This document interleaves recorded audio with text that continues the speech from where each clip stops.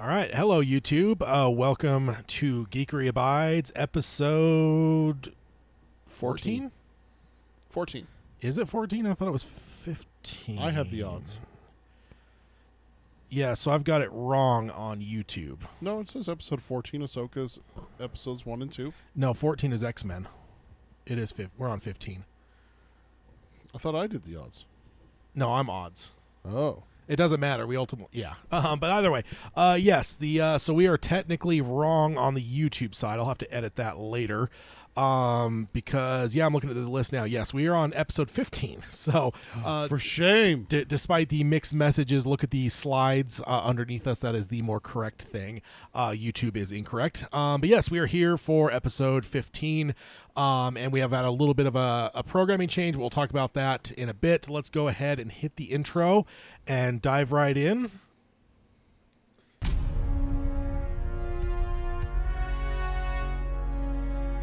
He who is ashamed of his geekery has forgotten the face of Stan Lee.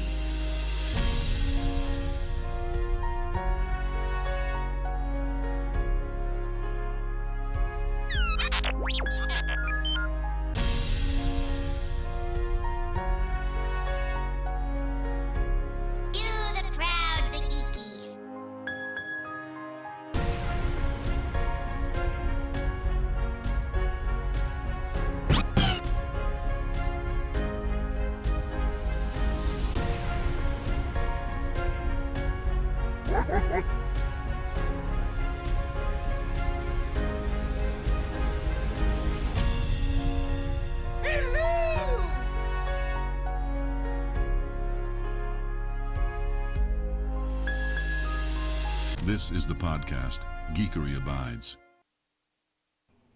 All right, welcome to Geekery Abides. This is episode 15, as it now says across the board. It never said anything else. What are you talking about, Tad? Of course it didn't. Yes. Yes, as Peter alluded to there, I am Tad, and with me as always is Peter here, as we are here to discuss some fun geeky topics. Hello. Hello. Wait. Hello there. Damn it, it was right there. How did I miss that? Fucking Obi-Wan Kenobi. I don't know why you love that button so much. Because it's such a funny story and a great delivery from Ewan McGregor, who is, by the way... That's fucking Obi-Wan Kenobi. All right, so yes, we are here for episode 15. I alluded to it on the pre-show type thing, but I'll allude to it here as well. It's been a slight programming change, but we will get to that after we get through everything else. But let's go ahead and dive in. First up, we want to give you the emails. If you want to reach out to us, you can do that one of two ways. You can do that either by emailing me or Peter directly. It is Peter at geekeryabides.com or Tad, T-A-D, at T-A-D-D at geekeryabides.com, because we basically go back and forth on episodes. There is now an exception that has been made to that, but we'll get to that in a minute. But if you'd like to email one of us, give us feedback on a show, give us ideas for new shows, give us anything, you can send those emails that direction. It comes directly to us, and we will respond in turn. Next up, we have what have you been watching, reading, playing? Alan. Yes, Alan says episode 15. Yeah, I actually went in and edited it while the thing was playing. During the intro, yeah. That was a risky move, though, because I opened a new tab, opened YouTube, went into, create a studio thing, so I had it open in two things. So I'm like, I really hope this doesn't blow up in my face. And I went in and edited it in the second tab, and it actually looks like it refreshed. So he says you guys are bosses. Yeah, what is it? Doing it live, right? You gotta roll with the punches. Yeah, just gotta go with it. Yeah, indeed. But yeah, Much like Ahsoka. So what have we been watching, reading, playing? For me, watching Rebels. I don't know if I discussed it the last episode. Yeah, I probably would have, because you were talking about doing it, but you hadn't started. Because it was literally 2 weeks before the last episode. So it would have been, it would have been just before. So I would have started by then. So I decided I was going to binge all of Rebels in the 2 weeks I had until Ahsoka debuted. I completed that with room to spare. I got done Sunday afternoon, so that was which was nice. That was good, yeah. And then of course watched Ahsoka. I don't know that I watched anything else though, because watching the entirety of 4 seasons of Rebels, 75 episodes, that was a heavy lift in 2 weeks, so there wasn't much time for other movies or television shows or anything like that. Reading, just finished reading Wind Through the Keyhole. We did that for the other podcast. And then also, I decided to dive in, based on last episode, started reading X-Men, the Uncanny X-Men #1 back in the early 1960s. So I'm on the episode, or I'm on issue 2 or 3 right now. Nice. So reading through that's pretty fun. Of course, I don't have any illusions I'm going to be able to get through everything because that is a tall order. There's a lot of X-Men books over the years. So and then just playing Ghost Recon Wildlands. Nice. What about you? I went and saw Teenage Mutant Ninja Turtles Mutant Mayhem. I am currently with my wife watching the third and final season of Ted Lasso, finally. Oh, that's awesome. That's good. About time. It's good. It's a fun show. Yeah. And then obviously episodes 1 and 2 of Ahsoka. Although Ted Lasso is a villain, though. He is not. He is. No. Yes. No. Jason No. Sudeikis is that stormtrooper Jason that punched is Baby not. Yoda. Ted Lasso is not Jason. Oh, Jason they're all the same. No, Ted Lasso punched him. No, Punched- we're not doing that. Punched Baby Yoda. I went through the Keyhole, for our other show. And then I started reading Harry Potter. I think I talked about that maybe last time. I think you did. Yeah, that sounds maybe familiar. that's outdated. But I have finished. Yeah, I finished Harry Potter books 2 and 3, and I'm on book 4 now. So I cruise through those when I'm reading those. And then I am playing Spider-Man on Steam for the first time. I've played it before on PlayStation 4, but I bought it on Steam a while back, and I've been playing that. Unfortunately, my 7 Days to Die game that I thought was fixed is not fixed. It was broken, so I deleted the world, and I have to start a new one, and that is a daunting thing to always have to start over on a survival crafting building thing. To have to start fresh. So I'm going to finish Spider-Man and then decide where to go from there. I finished the main campaign of Spider-Man. I'm doing the DLC now. Oh, okay. 100%? Oh, yeah. I mean, I haven't done it on Steam, so I have to. Yeah, naturally. So. I mean, when you have a game that's that good, you may as well 100% it no matter what, right? The only question is, I was looking at the achievements today, and there's one where it's like complete on New Game Plus, and I'm like, oh. Wait, what? Complete New yeah. Game Plus, and Yeah. I'm just like, oh. Yeah. That's always fun, though, because you have all the power-ups. You have all the skills, all the gadgets, and everything, and it's just like, oh, but doing that whole campaign again, oh, man. Yeah, indeed. We got a couple reading, watching, playing. My wife is reading 50 Shades of Grey and Fangs for the Memories, watching Ahsoka, Ted Lasso, and Taskmaster. She's obsessed with that show. You actually would probably kind of funny. Playing a new racing game called Stampede and Fall Guys. And then Carol says she's watching Ahsoka YouTube reactions, finishing up Fairy Tale. Yeah, I haven't done any reactions yet. I will say, I'll throw this little nugget out there. Yeah. There's also podcasts that are the reason we're podcasting today, Yes. that I been listening to since like the early 2000s. One of them is a Star Wars show. Because of this episode, I've held off. I have not downloaded or listened to any episodes. I haven't watched any reaction videos. Don't want to let them sway you. No, or I am anything. 100%. Like, all we're talking is what I've watched myself. I've watched it twice now. So, but I cannot wait for this episode to end so I can, when I go to get dinner tonight, I'm throwing that fucking podcast on and listening because I can't wait. Not to mention reaction. And then she says playing Candy Crush as well. And then Alan says, sorry, was not in the live chat. YouTube trying to be intuitive. Caught up now. Yeah, stupid top chat. Oh, God. Speaking of top chat. You had me refresh. Oh, that's true. I did have you refresh because I forgot to change it after that. I guess I could maybe try to refresh. I just don't know what it does when I'm the host. So I don't want to do that. Do it. No. Do it. No. I have to listen to You'll Palpatine. kill us all. I have to listen to Palpatine. You don't have to. He's a lovable character. No. Okay, so jumping over to the news now. Let's go through the news before we dive into the main topic and discuss why the main topic is what it is. Yes. So the first one, very sad news. The rumors have panned out. Dune is no longer coming out this year. Oh, just like we thought. Yeah, we talked about that rumor a month Yep. or so ago. But they have bumped Dune to March 14th, 2024. And this kind of goes along with what we were talking about in the last episode for you, sir. Here's where the bad news comes. Mm-hmm. If the studios are moving stuff that was supposed to come out in October, it makes me think that they don't feel it's going to be resolved in the next couple months. So there's your bad news. I actually didn't even think about it, but now I'm putting it all together to realize there is bad news. It's just on the next show. Yeah, I don't know what to make of the March 14th because that doesn't feel like that's that much of a delay. When I first heard about this, my mind went to it would get delayed to like fall of 2024. So the fact that they're moving it into like spring, unless that's just a holdover date and then they're going to delay it again. I don't know. It's first you delay it a little bit, hope that the writers and actor strikes gets resolved. Before then you can still do the press tour and everything like that and have it come out in March like it should. Yeah. You'd have basically what they're going to have is they're going to have a date circled on the calendar sometime probably in November, December, or maybe even January. And then they're going to be like, if we hit this date and we don't have a resolution to the strikes, we're going to move it again. Yeah. And then they'll circle a new date. Okay, if we don't hit the, and so on and so forth. But I hope we get a resolution here soon. Those people deserve to be paid. Like, it's ridiculous. Yeah, we were talking about the other show. What sledgehammer? Do I need to bust out a kneecap? Seriously. Smasher or something? We've already seen the MCU get hobbled and delayed bunch of shit. Now we're seeing Dune 2. What else is coming out this year? I'm trying to remember. There was something. Napoleon.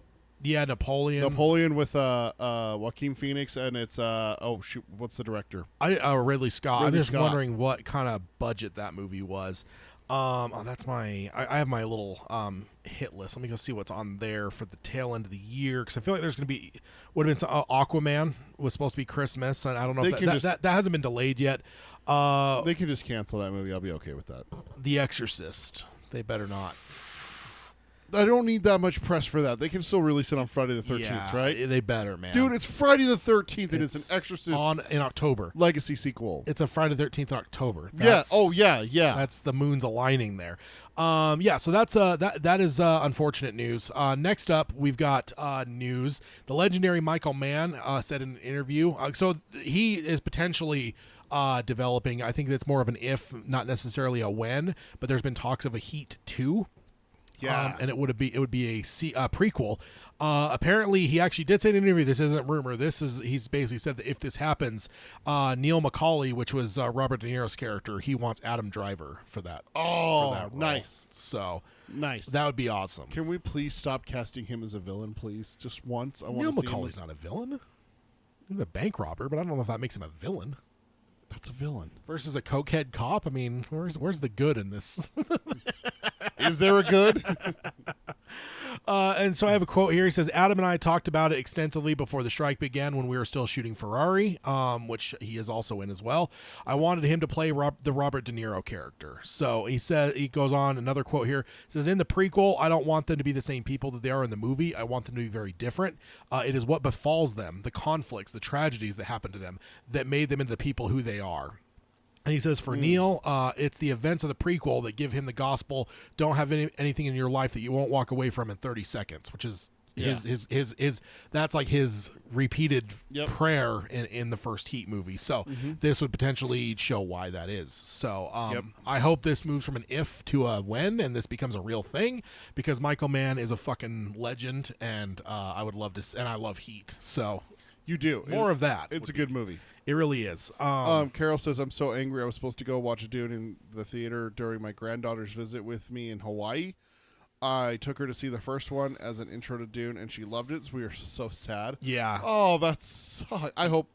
Well, it's officially moved now, right? It is moved, Like, yes. there's no moving it back if if they resolve the strike tomorrow, they're not moving it back? No, I think they probably moved. They probably crossed that point of no return for publicity. That first one where it's like, hey, if it's resolved by this date, we can...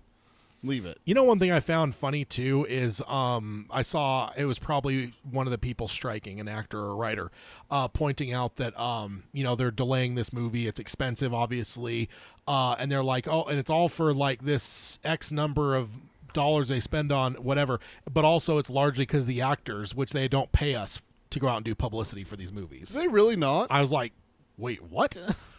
They don't. That seems like that should be something that you should be paid for. It's like, hey, we need you to go promote this movie. Here's the... I mean, likely what it is it's probably just part of their contract where it's like your overall deal, you're also signing up to do publicity. But it sounds like there's no additional funding. Compensation for it. So, yes.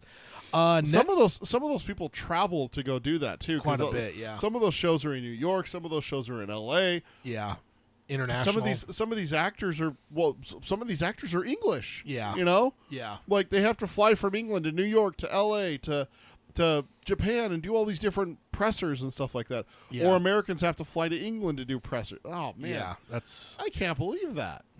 Okay, so next up, we have the legend Charles Martinet is retiring as the voice of Mario. Yeah. That's sad news. He's been voicing the character to most of us starting in the late 90s with Mario 64, but he actually was doing trade shows and stuff back as early as like 91 or something like that. So he's been doing the voice for a long time, 30 decades. even though most of us have not heard it until Yeah. 96 or 7, whatever it was for Nintendo 64.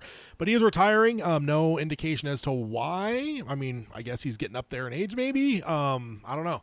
But yeah, that's sad news. I should have had some sort of a sad Mario sound to play there, but I didn't have the forethought to do that. He is 67 years old. Yeah, That's that retirement age right around there, right? He's but a kid though, man. John Williams is there at 91 still scoring films. He retired though. and Then came he back. unretired. Yeah, exactly.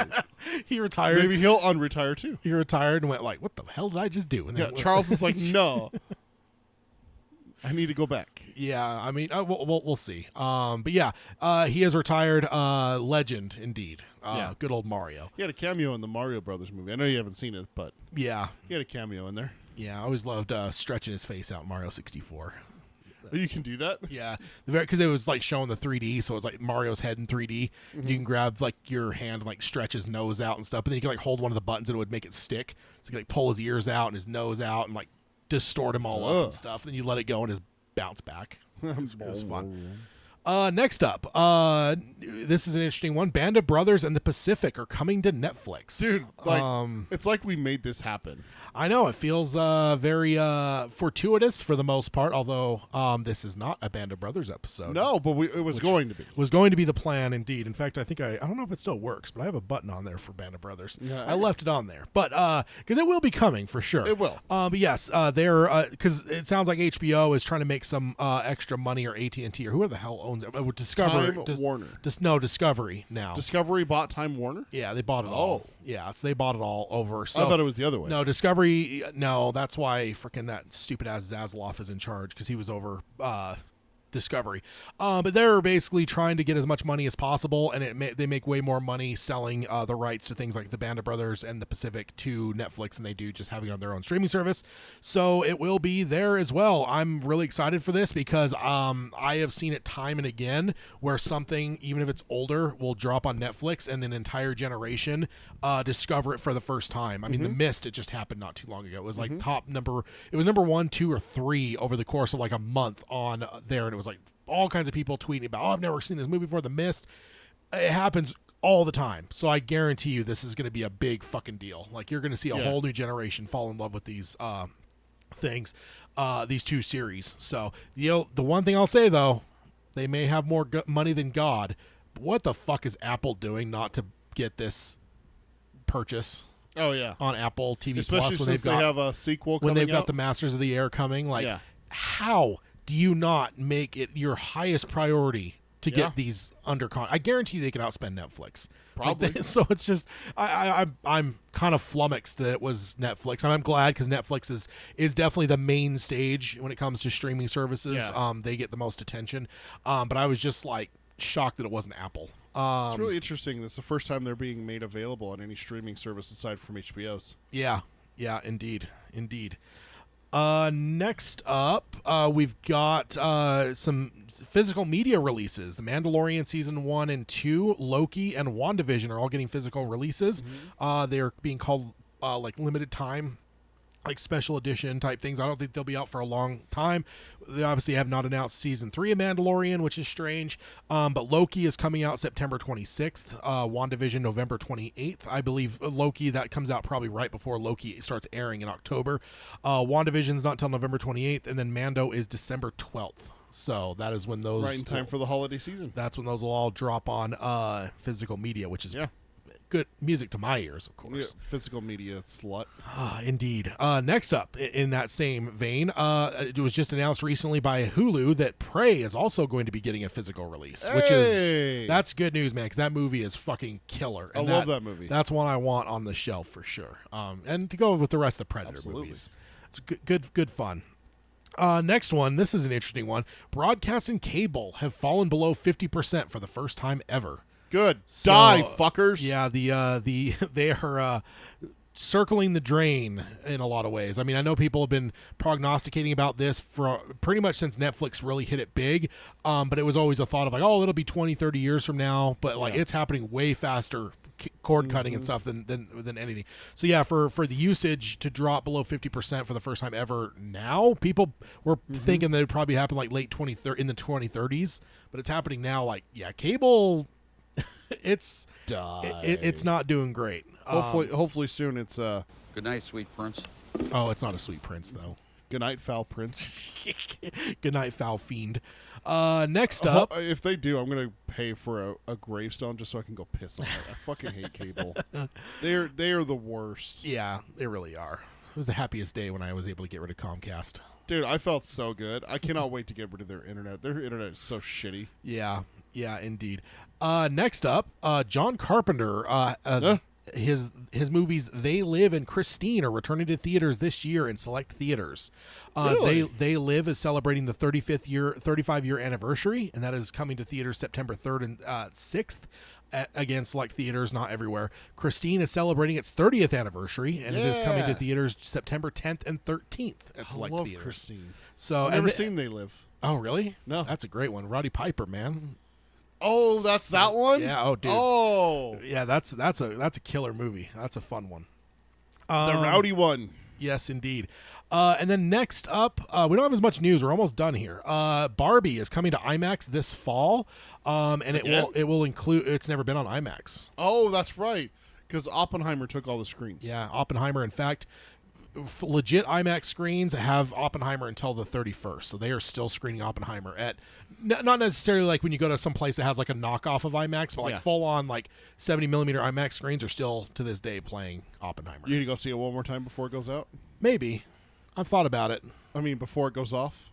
I also probably might wait for Barbie until this and go see it on a larger format. Oh, that's right. You still haven't So- seen it. No, I haven't seen it yet. I'm falling behind, man. There's a lot of movies now. Which is weird because August Gran used to be the Turismo. dead month. Yeah, Fall of the Demeter or last Voyage. Voyage of the Demeter. There's a few other things, man. It's weird. Wait, didn't you go see a horror movie with Hayden last weekend? No, not last weekend. We went to Talk to Me a few weekends ago with the okay. hand. That was a fun one.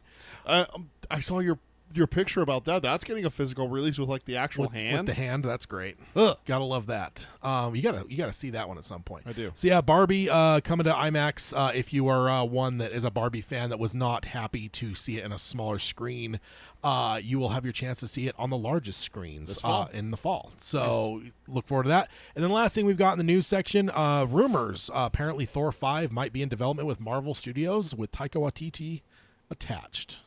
More importantly, So. the return of Korg. Oh, I mean, let's not fool ourselves here.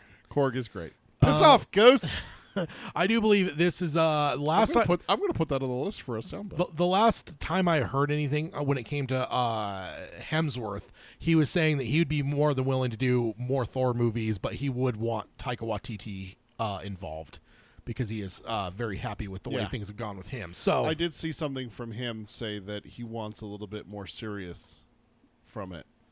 I did got, see it got pretty silly is what the quote Yeah. that I saw in the article that I skimmed. I saw something with So- Taika too, where he said that in his mind, if they do another one, he wants it to be someone at least the level of Hela power wise. Yeah. So, potentially Thor 5 in development. It's always Excellent. nice because not many of the original Avengers left at this point. Two. I mean, Captain America is still kind of out there. We don't really know any. Oh, he's retired. We don't know if he's alive or not. He was alive in the end of Endgame. Yeah, it's been a bit since there though, and they were very cagey. I'm pretty sure that if Steve Rogers dies, there's going to be a funeral just like for Agent Carter, right? I mean, do most people know that he's even a thing still? Steve? They think he just is gone, and Well, yeah. Well, yeah, it's never talked about. does- They need to address that in Captain America 4.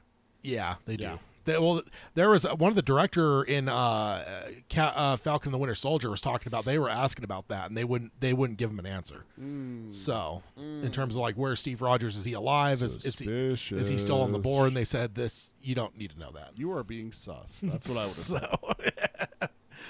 Oh man, I feel really old saying that. one thing I know for sure is Captain America's beard is dead, never to return. Good night, sweet prince. Hey, every time he had a beard, they lost, so it's probably better they don't have it.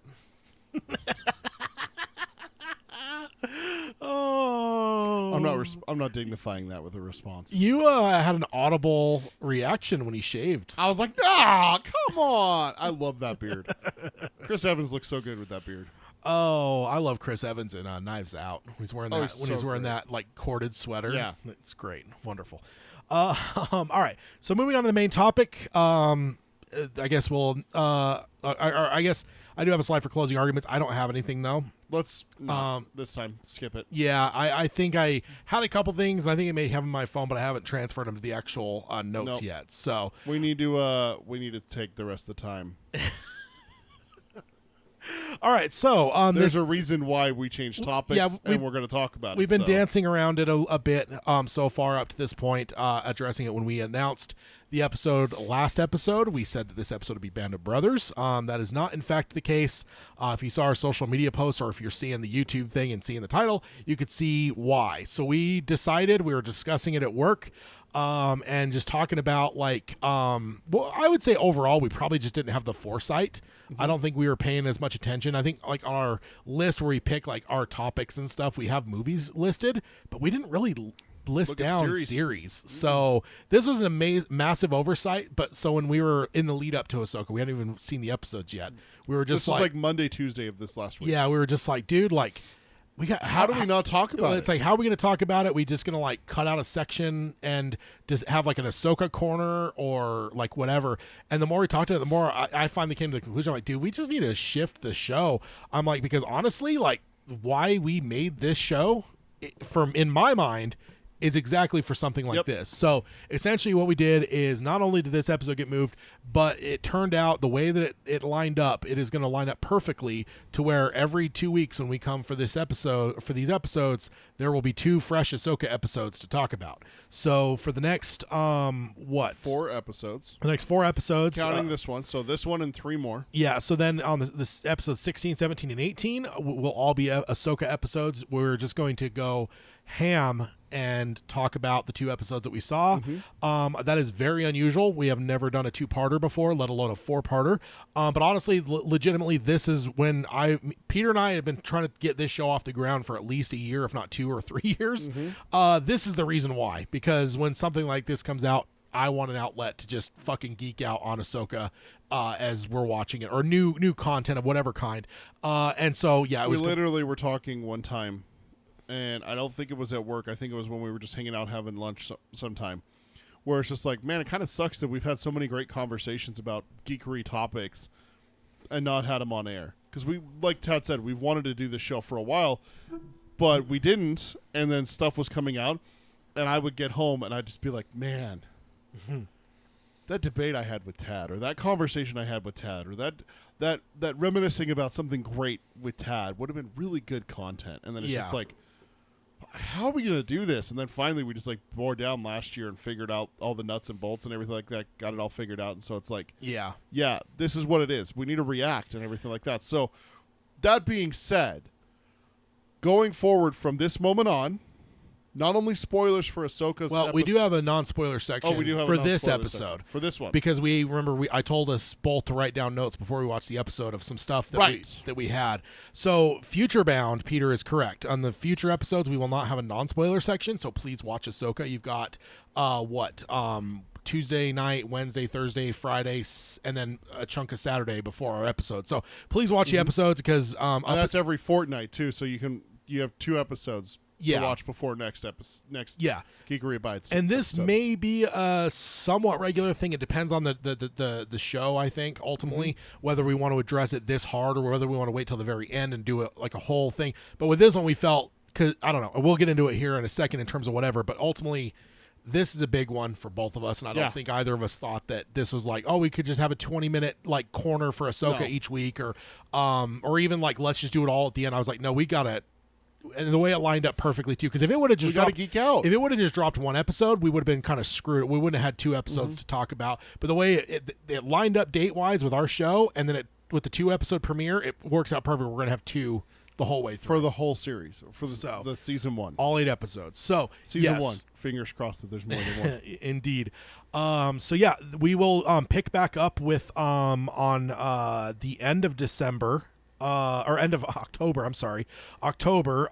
We have let's see, that would be episode 19, and then we'll be back on that one's an odd one, so it'll be me. Then 20 for Peter. So these ones basically don't count for either of us because it basically just kind of. Choice goes out the window. It's Ahsoka's 1, 2, Ahsoka 2, 3, 4, on and on. So Yep. that is that. Let's go ahead and dive in. That's why we change it. That's why it shifted on the fly. Mostly bad planning on my part. I will take the blame because this one should have been my episode.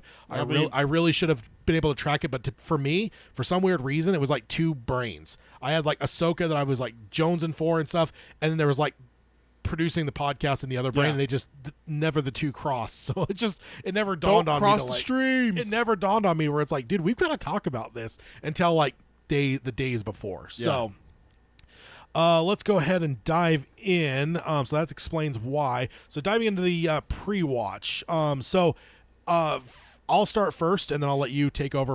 But I basically want to answer the question of why is this? Why are we hitting this show? Like, what is it about this show? So for me, I will say this is probably the most, and this is all shit I wrote before I even saw the episodes. Yeah. I think I wrote this all either Monday or Tuesday. We before. talked about this off the air. Yeah. At work, you mentioned it to me, and you're like, "What are you hoping to get out of this?" And then, that's when we started talking. Like, how the fuck are we going to talk about Ahsoka and stuff like that? Yeah. It led down that path, so we actually both went and made notes. Yeah. So for my notes, From that conversation. I will say I will pin this as the most anticipated project that, for Disney Plus. Period. I will put this over every Star Wars, every Marvel, everything that Disney Plus has done. And honestly, this is a strong contender to maybe go up against anything in the Disney era. I'm not going to crown it because there's some Dude, Force Awakens. We watched that trailer like That- every single day, Yeah, sometimes multiple times. the hype. Yeah, the hype for Force Awakens is pretty big, so it may be hard to beat that. I'm also a huge Rian Johnson fan, so the lead into Last Jedi I was pretty excited for, and I also went to both those celebrations that were tagged in those between, 2 movies. So yeah, strong contender for anything Disney era, but certainly Disney Plus. This is the tops for me. Yeah, because for me, I love Ahsoka. I actually didn't come to the Clone. I was really late to the Clone Wars. I saw the movie in theaters when it came out. But then I was just like, I don't know if this is for me or not, if it's just a cartoon. So I'm sad to say, missed a lot of it as it came. Realized its reputation much later, but back then it was like there was no streaming services and stuff, so it wasn't easy to watch. I kind of followed some of it through some podcasts I listened to and stuff, where they would like review episodes, and Filoni would show up on their podcast to like talk to it through it and stuff, and I kind of caught some stuff. But when Rebels came out in the new Disney era, I jumped right on board because I was just like, I understood the reputation of the Clone Wars, dove into the Rebels, and that was the thing. So like, and ultimately Ahsoka is Rebels season 5, right? Like that's Filoni said as much. This is basically the next season of Rebels. I know it's called Ahsoka. It's seen through her paradigm, but I love Ahsoka. I have gone back and watched the Clone Wars. Obviously, loved her through that. Loved her in Rebels. I think she's a very fascinating character. When she showed up in Mandalorian, it was probably the biggest episode for me, even over Luke Skywalker. I think that was geek moment. That was probably the tops for me. And yeah, so this is huge for me. Can't wait for the show. This is an awesome era as well. And then also we also know that Thrawn, because of the trailers and stuff, and ultimately that's what we saw in Mando, right? She's like, where's Grand Admiral Thrawn? So we know that that's who she's seeking. Thrawn, dating back way back, I've loved the books back in the day. The Thrawn trilogy was one of my all-time favorites, and Thrawn is one of my all-time favorite characters. So the fact that he's being brought into live action, like, this is like a culmination for me. It's like multiple moons aligning, and this show is just probably it's one I'm anticipating highly. So that's my side. What about you? And the biggest thing for me is that this does take place between episodes 6 and 7, just like The Mandalorian. I want some more filler between those 2 episodes. There's some time that passes between those 2 episodes, almost 30 years. Yeah. or over 30 years. Jedi and Force Awakens. Yeah, sorry, Jedi and Force Awakens. I don't know if you said it wrong. I just making sure. I probably did. No, I said episode 6 and 7. That's what I said. So Oh. yeah. Between Jedi and Force Awakens, I want some filler. It's like the time where, like, between episodes 3 and 4 is fascinating because it's the Empire and stuff like Yeah. that. But it's the dark time. Yeah. I'm a Jedi, despite what my board says. But I want to see the New Republic. I want to see it get built. I want to see what happens with Han, Chewie, Leia, Luke, the building of the Jedi Temple, and all that kind of stuff that's alluded to in 7, 8, and 9. Yeah. And everything. I want to see that foundation laid that can help make the sequels a more enriching experience. Because let's be honest, Clone Wars makes episodes 1, 2, and 3 just that much better. Yeah. So I'm really hoping for that. And then the number one thing that I'm hoping for, God, give me a Chewie cameo. Yeah. Okay. So that was my next thing too is small hopes. So for you, Chewie cameo. Yeah. And then Carol says, "Tell us what happened before Luke looks 70-ish." Yeah. Exactly. Yeah, and I will say I do believe there is another show entirely that's going to fill in some gaps. No indications of this being true. It's just my speculation. My theory or question, I guess, is that it's either going to be the easy way, it's going to be animated, and the main characters are going to be Han, Luke, Leia, post-Jedi. Yeah. Or they can go live action and Recast. recast and maybe get Alden Ehrenreich, which already has played Han Solo. Yeah. Chewie doesn't matter. He's just the same Stop all the it. time. No, you don't have to worry about him. He always looks the same, for God's sake. It's not like you have to sit there and go, "Oh my God, what are we going to do?" We already have someone who's playing Chewie. The torch, No, that's what I'm saying. You don't have the to. torch has been passed. That's what I'm saying. You don't have to worry about him. But you don't have to worry about Lando. They've already recast him as a Yeah. younger person. But it just comes down to Leia and Luke. Luke and Leia. Are they willing to recast them as younger actors to portray those post-Jedi? And I hope they do. I hope they've got the balls for it, because that's what Lucas did back in the day, right? Lucas is never afraid Ewan of that. McGregor as Obi-Wan. Yeah, that's one of the biggest things. I remember back in the day, people are like, "How the fuck can you expect this stupid guy to, fill the shoes of Alec Guinness?" And I would question now: is it more Ewan McGregor's role than it is Alec Guinness's at this point? That's fucking Obi-Wan Kenobi. It's Ewan's. I couldn't argue that. I used to be like, no way, it's always Alec Guinness. It'll always be Alec Guinness. But now I'm like, I don't know. It's Ewan. So that's a little bit of a tangent, but I do believe we've got a show somewhere in our future, Which would be fantastic, and I want it to be animated. And even if it's animated, that would be fine too, because animation has been incredible. But if they've got the balls to go live action and just, because Ben's going to be born. Right, Ben's born shortly after Return of the Jedi, because we figured it out that he's born within a year or two of within end a year of Return of the Jedi. I think it's less than a year, Yeah. because there's 30 years between there, and he's 30-ish, 30 something, so Yeah. or 30 probably. So he's probably born he was probably a victory baby. So, Well, Han and Leia finally get together in the end of Jedi, so it's very possible. That's the victory baby is a joke, but when you sit down and actually do the math and look at it and look at the situation and everything, it's like, it's where it fits. That actually kind of works. Like, Yeah. So for me, small hopes. You already mentioned Chewie. Any other small hopes for the show? And nothing that it ruins it if it doesn't do it, but just what things could you see that would just be like, oh my God? No, I mean No? seeing Chewie? Ahsoka. We've already seen Ahsoka in live action, so I Yeah. would have said that, but We've seen we've everyone already now. Yeah, we've seen it now. Yeah, we've seen Zeb in Mandalorian. Yeah. Yeah, indeed. So my small hopes, I hope that at some point we get some sort of, whether it's a flashback or something, I want to see Ahsoka Tano talking to Luke Skywalker about Anakin Skywalker. Because Luke doesn't really know his dad. Yeah. He loves him. He redeemed him. But how much does he really know about that war hero outside of some lines that Obi-Wan gave him? Yeah. And who's going to know him better than Ahsoka? I think Ahsoka knows Anakin probably better than Obi-Wan does. So That's his apprentice. yeah, so I would love to see just a small, give me just a short 5-minute scene of those two talking about Anakin in a way for her to illuminate him on his father. I think that'd be really cool. Another small hope, this one would be like an absolute geek out moment, a Clone Wars flashback. I want to see Obi-Wan, Anakin, and Ahsoka in live action Clone Wars era. In the armor. Yeah. Obi-Wan with the armor. Just everything. Just give me what we saw there. We saw it, jumping a tiny bit ahead. We saw a recreation of one of the final scenes in Rebels in this first episode. So I would just imagine just the way they did that. Not that I want to see an exact scene from Clone Wars, but just give me some flashback of those three together. I think that'd be incredible. Yeah. And then my last small hope is, and I'm sure this will happen, I want to see Thrawn Pelion on the bridge of the Chimera. I think that's going to happen, but we've seen Pelion Explain for people who don't know what that is. So, again, Thrawn's one of my favorite characters in the original books that he was in. The Chimera was his Star Destroyer. His flagship.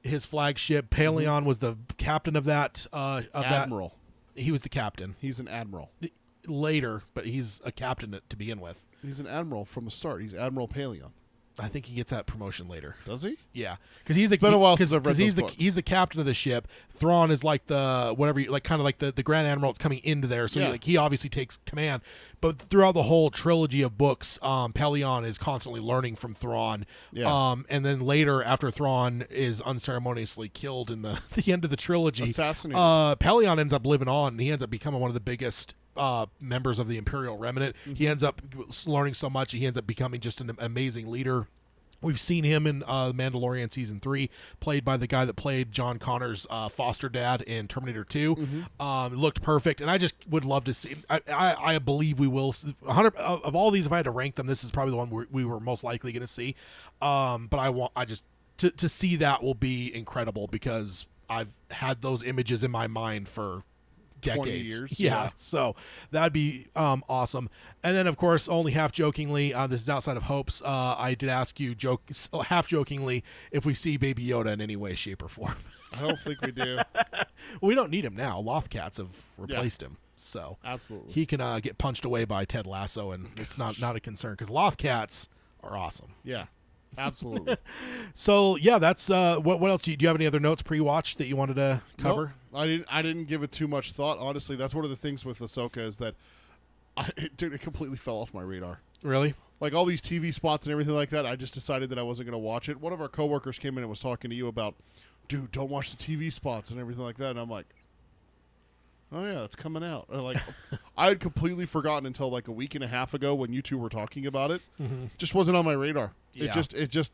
I was excited for it when the trailer dropped. I watched the trailer like 3 or 4 times within that first week, and then from there, it slowly just fell off the face of the earth for me. Yeah. So I have not given it much thought.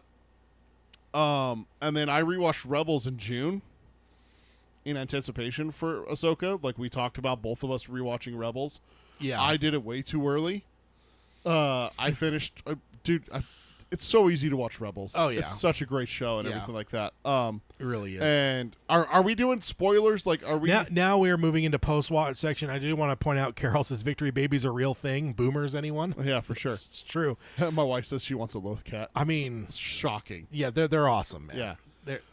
They're kind of ugly in a way, Yes, but in an adorable, like a pug. like in pugs. like in the second Ant-Man. It's so ugly. I love it. Yeah, and it had all the the mannerisms of a cat. It tried to knock the thing off the table, like it's a prick. hey. Like I love it. I love it. Yeah. One thing I do want to say with the spoilers that I was going to say earlier, this is not only going to be spoilers for Ahsoka, there will be spoilers for Rebels. There has to be. Oh yeah. So if you have not watched Rebels and you want to watch it and get the full experience and you don't want anything spoiled, turn it off now. Come back and listen to this after you've watched those I episodes. feel like anyone that wants to probably has by now. Otherwise, I'm just saying, if they would- really liked Ahsoka and were lost, because I sent my wife a video saying, hey, here's what you need to know about Rebels, because she's never watched it. yeah. And I'm like, here's what you need to know, and I had her watch it and everything like that. Also, shout out to that channel. I don't remember what it was. Maybe my wife can throw it in the chat for me. But shout out to that channel. At the start of the video, they said that they stand with the writers and actors in the guilds and everything like that. I'm like, hey, shout out to them. They're still making content and everything, but they stand in solidarity with them. Yeah. Like, good for them.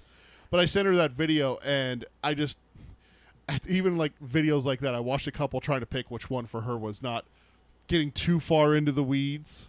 Because there's so much with Star Wars that you can get down there. Like the levels of Coruscant, you can get down into the dark and just be like there for days trying to read up on stuff and trying to understand stuff. That's my life. Sir. I know, you would love it, but Where's he at?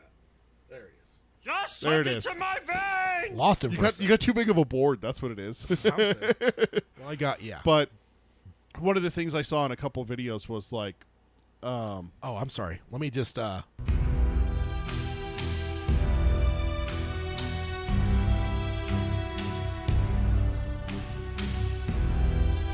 great music. By absolutely. Kevin Kiner. I gotta remember the fucking intros.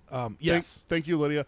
The name of the channel is Star Wars Explained, which is great because they gave not only the background of Thrawn, but they also explained Rebels very, very succinctly in 3.5 minutes that my wife can be like, oh, okay, this is Rebels. And that's the thing is, I was as I was watching it the second time, I was really trying to put myself outside of the whole thing and be like, if I hadn't watched Rebels, would this lose me? And I don't think so, man. There's even some times where I feel like if you know what's going on, there's a few times where you're like, God, do they really have to say that? Because it's just like so on the nose. But I'm like, well, yeah, because not everyone's watched everything like I have. So I feel like they did a really good job of. Now, of course, they're not going to have every nuance, right? But I think they did a really good job of this is the location of the last Grand Admiral Thrawn. Like she says the name, like you don't need to say it, But it's like then again, you kind of others don't know. Yeah, indeed. A lot of people didn't watch Rebels. That's one of the things I found out watching videos after watching the episodes and stuff like that. That's a crime, man. That's such a good show. Looking for something to send to my wife to help explain it. Is I'm finding out people were like, I came to Rebels very late because it was a poor animation style, and I'm just like, I was like, that was news to me and everything like that. So I looked into it, and did you know that's like one of the biggest complaints against Rebels versus Clone Wars? That people said that the animation in Rebels was terrible. And I get it. It's a different animation style, certainly. Yeah. And I did remember those complaints when they announced Rebels, but like, my God, dude, the storytelling though is so fucking good. The stories in Rebels are amazing. And I feel like there's like Clone Wars gets a little bit more kiddie at times, and you get like some of the Jar Jar episodes, and I'm not going to talk shit on them, but there's like the Jar Jar and the droids and like the R2 and 3PO. Like there's those certain episodes where it's just so childish, and not that that's a bad thing because Star Wars is a child's thing, but those are episodes that don't get me as much as the the Dathomir and the all the crazy Bendu. Yeah. Like when you see like, I'm talking in Clone Wars. On the Rebels side, the father, daughter, and son. Yeah, those episodes. Mortis. Yeah, like but with Rebels, there is not that. Like that whole show from the word go is fucking going. Like it is like there's not. It's like the second or third episode, or like the third or fourth set of episodes, because the first couple are like the intros, part 1, part 2, part 1, part 2 for a little bit. Yeah, but very early on, you get some like world-changing stuff in Rebels. It's like, oh shit, this is like starting to build the Rebel Alliance. Like, they're not rebels. Yeah. No, they're at the beginning of season 1 of Rebels. They're not rebels. They're a group of people that don't like what's going on, and they're just fighting by themselves. This group of 5 people. They're not even five of them. They're not even fighting as much as trying to just provide for people. Mm-hmm. You know what I mean? Like they're not trying to like upset the Empire. They're just trying to like steal food to like feed people. Like that's what they're doing to start. This planet needs energy cells. We need to get it for them. Yeah, like they're going to pay us. Great, let's do it. As the show evolves, they start to more openly fight, and I mean, there's even some tension when Kanan's like, "This isn't what I signed up for." Yeah, like, and Hera's like, "We need to do better for everyone." Yeah, So ultimately, there will certainly be Rebel spoilers for sure. Good call. My wife said it didn't lose me, and like I told Peter, Star Wars is one of the fandoms that doesn't stick in my brain. Like Marvel, she's really good at it, but Star Wars is for her. If Star Wars didn't stick in my brain, I wonder how much other Dude, things you know I what the could inside of your brain would sound like? Yeah. Tumbleweed rolling past and everything. Pretty like much, that. man. That would be Ted's brain. Yeah. And then you would just hear because all the horror films would take over. So, opening crawl. Dude, we got an opening crawl. How cool was that? That was pretty cool. I loved that. I'm curious as to why they didn't just go Star Wars style. Like, are they? I liked it. I liked that it's a different style. I liked that it was red and everything like that because it's not a Star Wars episode. Yeah. Film. I feel like that should be saved for a special episodic film. It sounds like Kathleen Kennedy is saying that's not a thing anymore, though. Like the future movies that aren't going to be episodic necessarily. She says we were bringing the crawls back. Like there's so much part of Star Wars that it's basically it's been a mistake to like have Solo and Rogue One not have the iconic So I get what you're saying because I used to have the same belief, but Sure. like I see where she's coming from though. It's like you're taking away one of Yeah. the most iconic elements of Star Wars just because one is not an episode. And Yeah. like Future Man, we don't even know if there are going to be episodes, right? There's all this other weird like what different movies from different eras. Like Yeah. they're not really going to tie. They're going to tie together in a large sense, but like Maybe this is what she was talking about, the crawls coming back, but it's not that crawl. Could be. Because we still, Yeah. dude, it felt like a classic crawl, though, because we got a shot of a ship right afterwards. yeah, Going you got past to the do camera. that, man. You got to, Which is great. That's Yeah. dude, it felt so Star Wars-ish for Yeah. me. Is that it was just like, it takes me back because like one of the original stories my mom told me about, because my mom saw Star Wars in theaters 77. in 77. Like it was like 3 or 4 weeks after it opened, it started to explode everywhere and everything like that. All of a sudden, every theater in Utah started carrying it because they didn't open like super wide, you know. Yeah. But then it started, like the fire caught and everything like that. She remembers that the first time that the Tantive goes over, she ducks, and then the Star Destroyer goes over, she ducked again. Yeah. And she's just like, the ship seems so real, like they were up there and everything like that. And it's just like to see every time I see a ship after a credit crawl, I just smile because I think of my mom. There's You the know? one that's upside down. I can't remember which movie it is. Usually you move up to the ship, but there's one where it moves down and then the ship goes underneath the camera. Is it 2? That feels right. Is it 2? Where it comes Feels- down to Padme's ship as they're coming to Feels land right on because Coruscant. the rest of them are pretty Is it- consistently is the it- same. Is it episode 2? I'm gonna go find. I'm gonna go find out, Tad. So yeah, opening crawl's awesome.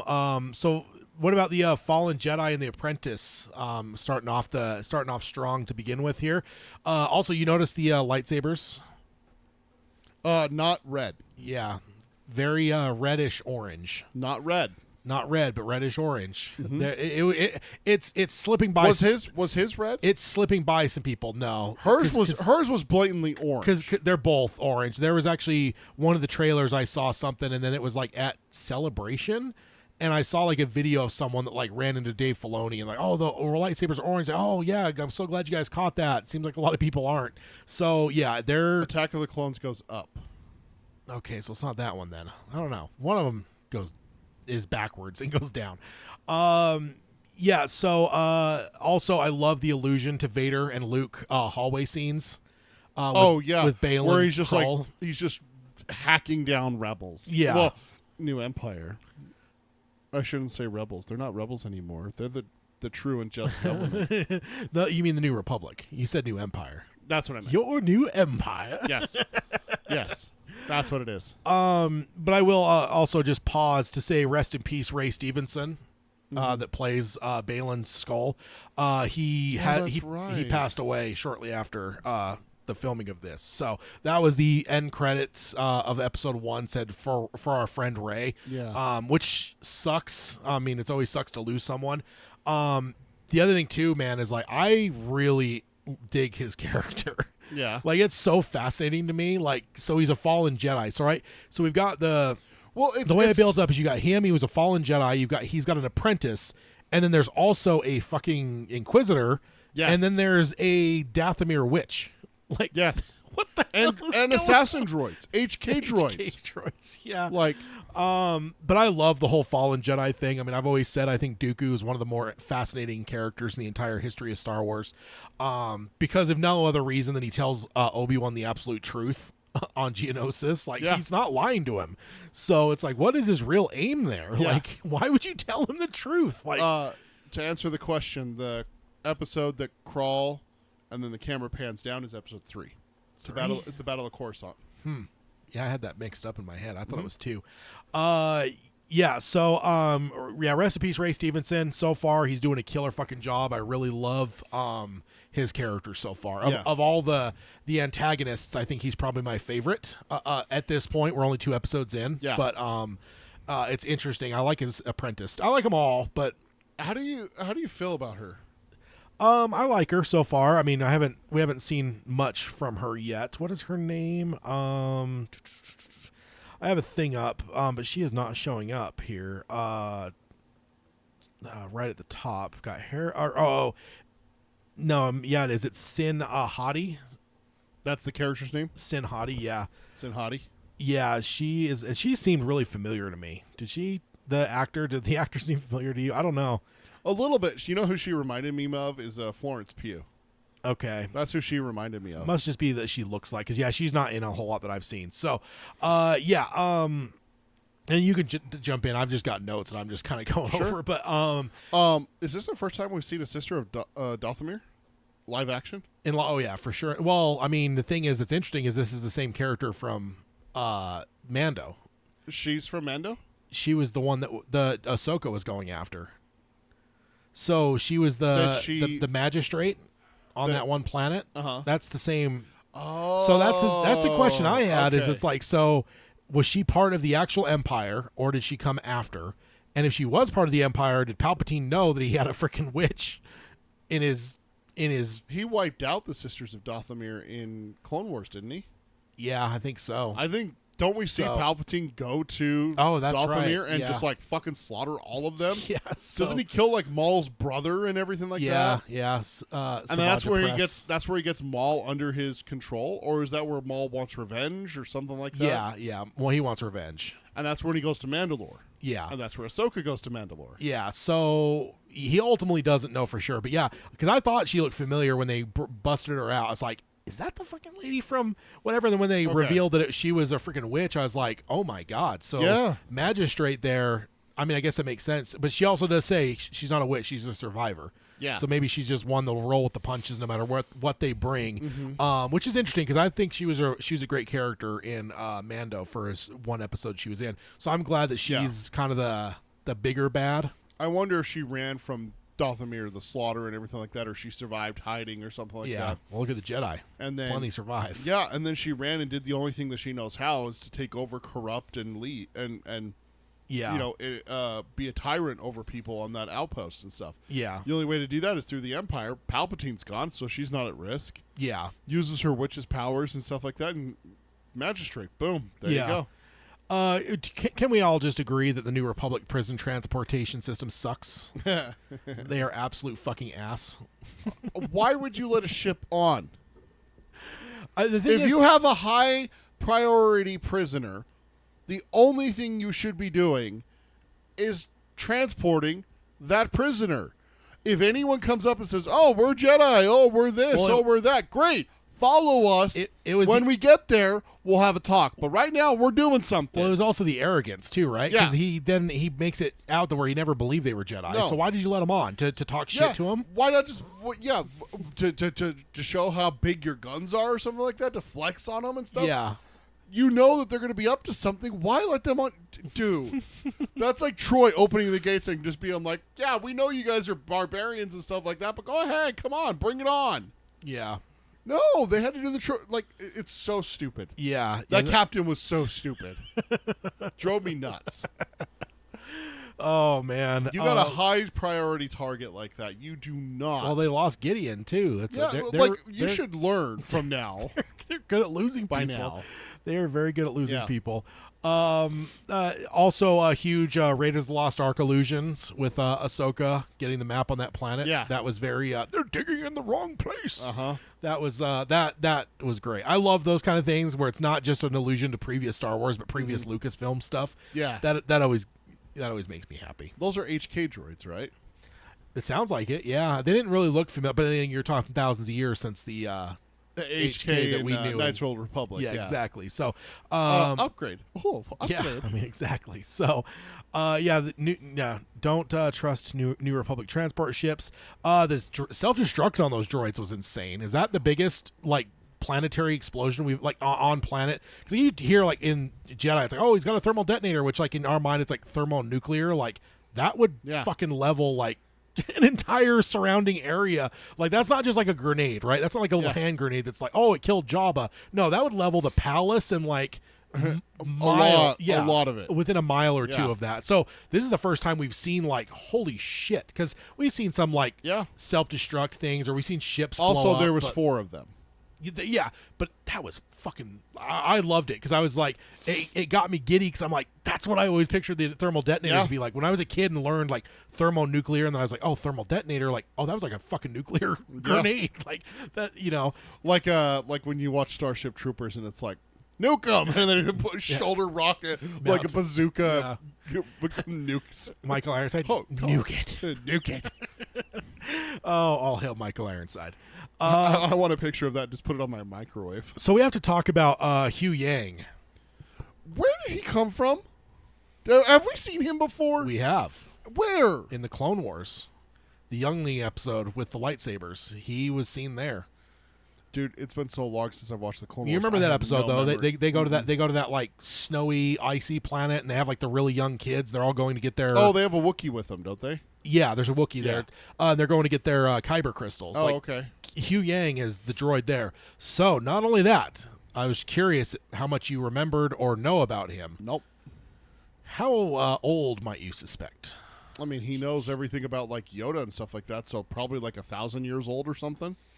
Yeah, times that by 25 and you got it good. Good God, 25,000-year-old droid. Yeah, he goes back to basically the foundation of the Jedi, which means We could see him in that that movie that they talked the about. James Mangold movie. Yeah, because they talked about doing the establishment and the discovery of the Force by the earliest Jedi. Yeah, So we could see Hugh the creation Yang of Hugh Yang. Yeah, so like And it's a big star, too, so that's awesome to see that. yeah, who is it again? David Tennant, Oh, okay, yeah. fucking huge star. Yeah. So that's huge. And like I said, as a deeply, deeply geeky and nerdy person, that fucking it makes me so happy. I'm like, to have a character that could like look at Yoda and go, oh yeah, you're a fucking baby, you know? Yeah. 900-year-old Yoda. He's like, and it also made me think too, because when he's talking about like, oh, the Jedi and like the Jedi protocol, and it's like, Jedi aren't around anymore. It's like, for a dude that's 25,000 years old or a droid. It's really hard to break that. Well, also that's like a couple days, isn't it? Yeah. Like the difference of like 30-something years since the Jedi fell, like that's nothing for him for the context of what his mind would be. Like it hasn't been long.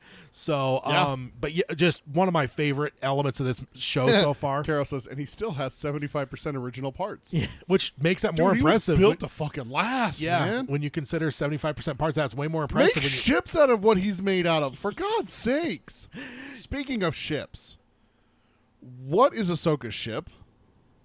Because it gave me vibes from Rebels. Yeah, That prototype fighter. yeah, the U-wing. Yeah. I It mean, gave me a lot of U-Wing vibes. It's certainly got that structure, but no, it's not a U-wing because U-wings are a little bit more fightery. Hers is a little bit more freightery. I think it's quite a bit bigger than a U-wing. Yeah, it feels more like a Millennium Falcon kind of thing. Yeah, for sure it is. Whereas U-wing, yes, it's big, but it's not that big. It's still a fighter. Okay. Like I'd say U-wing maybe lines up closer to what Rose is in at the beginning of 8. Mm-hmm. Like those bomber ships.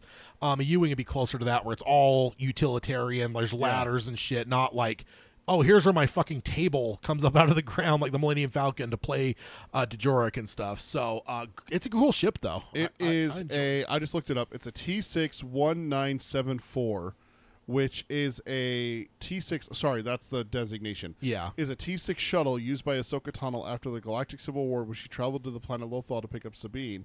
It is a Jedi shuttle. Oh, okay. So I don't know if we never really seen those before. It is a New Republic affiliation ship. I don't know if I've Interesting. Dude, badass ship. Yeah, it's a cool ship. It's a very cool ship. I don't know why, but I'm really starting to like grow. It's starting to grow on me, the rotating ships. Yeah. Where it's like vertical when it's flying, and then it's horizontal, but the cockpit doesn't change. Yeah. So the wings rotate around it. Like the Slave One, which Yes. Mando finally showed us how that works. Yeah. Where it showed like that rotation inside of it. Uh-huh. So that's pretty cool. So there was always in the Shadow of the Empire, which is the thing where they made everything but the movie. There was books, soundtrack, toys.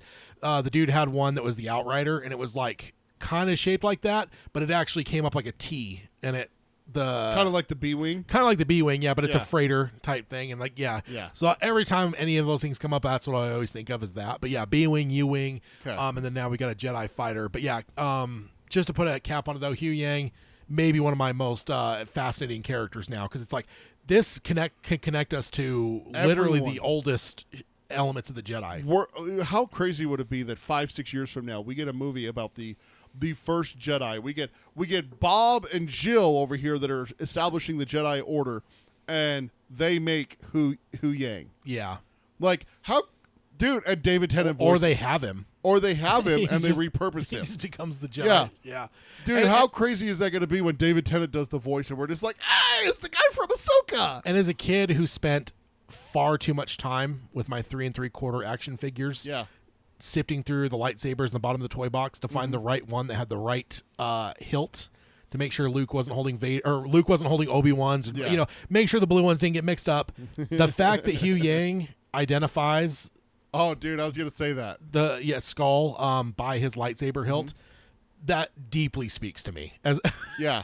because again, we're talking like these little tiny Star Wars lightsabers, and they weren't like painted; they were just, but you could see the shape of like what Obi-Wan's looks like versus Luke's. And I'd sit there going through them all. No, that's the wrong one. That's the wrong one. Oh, here's Luke's. Okay, and put it in his hand before I started playing. Like that was kid Tad. So the Good fact God, sir, that's some level of OCD shit right there. well, I can't have Luke holding Obi-Wan's lightsaber. The fuck? My play time with my Star Wars toys is always G-level canon, George level. You would never see a Jawa and an Ewok together because they're not on the same fucking planet. So How can this be for the greater good? Shut it! That's what I get the feeling of you right now. It's the greater good. I have to play it this way. Very like cultish kind of like vibes Yeah, from you all of a sudden, Ted. yeah. I'm not liking it. I remember one point like a little cousin came over and was playing, and it was something like Ewoks and Jawas he was playing with together. I'm like, you can't do that. They're not on the same planet. They're not even in the same movie. Get this guy over here and this guy over here. Stop this. Stop it. Yeah, come on. You gotta be true. Make to your things. little cousin cry and go running away. Yeah, well, he should have been playing with my toys anyway. Little bastard with his little booger fingers and stuff. Yeah, no. Hera. We have to come to it at some point. It's your favorite character in Rebels. Favorite character in Rebels for me is Hera. Absolutely love her a ton. One of the few people I stood in line for at my second celebration was Vanessa Marshall that voiced Hera. She's awesome. Love her. Hera's amazing. And also she is being played by Mary Elizabeth Winstead. Who is the wife of Ewan McGregor. Ewan McGregor, indeed. So that's interesting insofar That's as fucking Obi-Wan Kenobi. an Ewan McGregor cameo was not maybe as far out of the question with his wife on set as one of the main characters. So, Watch him be like a stormtrooper or some shit like that. okay, looks wise, from animated to live action, we're talking a number of characters here. Anything rub you the wrong way? Do they all do good? You got Hera. You got. I love that Hera's wearing like an aviation like bomber jacket like that. Yeah. The fucking MacArthur used to wear back in World War II, even though he was Army, not air. Not a flight guy or anything like that. He was ground Army, but he wore that fucking aviation jacket. Dude, that aviation jacket looks so much better than just the suspenders that she wore in Rebels. Yeah. Makes her look like such a fucking badass pilot. Oh, she is. I fucking loved that change for her. I had a problem with Ahsoka's. Really? Too much poncho. Too much there. Like if you're gonna fight and you're gonna take on 5 droids and stuff like that, you don't want ponchos and stuff hampering and She stuff wears like it that. the poncho stuff a lot in Clone Wars and in Rebels. She so- does, but I think they took it a little bit. It's too big. Like in Rebels and stuff, especially I don't remember Clone Wars, but in Rebels, it was more form fitting. Yeah. And stuff like that, and it was like it looked thin. This looks like heavy wool that she's wearing, Yeah. and stuff like that. And I'm like, nah, that's not something you would wear on Lothal. That's not something you would wear on a desert planet and stuff like Yeah, that. but space is cold, remember? Space is cold. So, let's see. You've got Ezra. We've seen in hologram. Pass. We can't talk about it yet. Well, I mean, I'm saying we see him though. So, like, Oh, I thought you were talking about like the character design and looks and everything. yeah, you like don't that. see. It's hard to see because he's just a Pass, small thing there. Sabine, getting around to your favorite Rebels character. I fucking love Sabine. And I was surprised. I think I told someone jokingly, I'm surprised this show wasn't called Sabine at this point. She's felt like the main character in the She episodes. So, which is fine because she's kind of the intro into it potentially. But I don't know, and I don't think she'll hold that. I think Ahsoka is going to become the focus, but I do think Sabine will be a big character certainly. Yeah. But yeah, it's your girl, The Mandalorian. hair was beautiful. I say was because it's just like the beard for Captain America. It's gone now. What'd you think about that? That's actually been very I wouldn't say like full-on toxic fandom divisive, but it's been somewhat divisive over what people think of Dude, it. it's beautiful hair, like the orange and the purple combined together. They go orange and purple go really well together. I love it for personal reasons on top of it just looking pretty and everything like that. I've never liked short hair on women. I find long hair much more attractive, so that's just like a personal preference for me. But my brain is very logical, and she's putting on Mandalorian armor, and she's going to be putting on a helmet. Short hair makes sense. Yeah. That's the thing. Short hair makes sense. You can't Yeah. have long, below the shoulder length hair and put a helmet on over that and hope that it Yeah. doesn't. You know, it's like I wouldn't have this goatee and this beard and everything like that if I was going to be wearing a helmet. Yeah. I don't want this. No, I don't want it in my face. No. Yeah. Mm-mm. That's where if you're putting like a lot of football players have beards, and I'm just like, how do you do that with like a chin strap? That seems weird. So I see a lot of players that will grow beards in the off season and be clean shaven during the year. Yeah. So I'll see them come into camp in July, and they'll be like beards, and then the next week we'll see them in an interview and they'll be clean shaven. I'm like, Yeah. that chin strap rubbed on you. So logically, it makes sense. Am I sad? Did I cry a little bit? Maybe. We're not going to talk about it.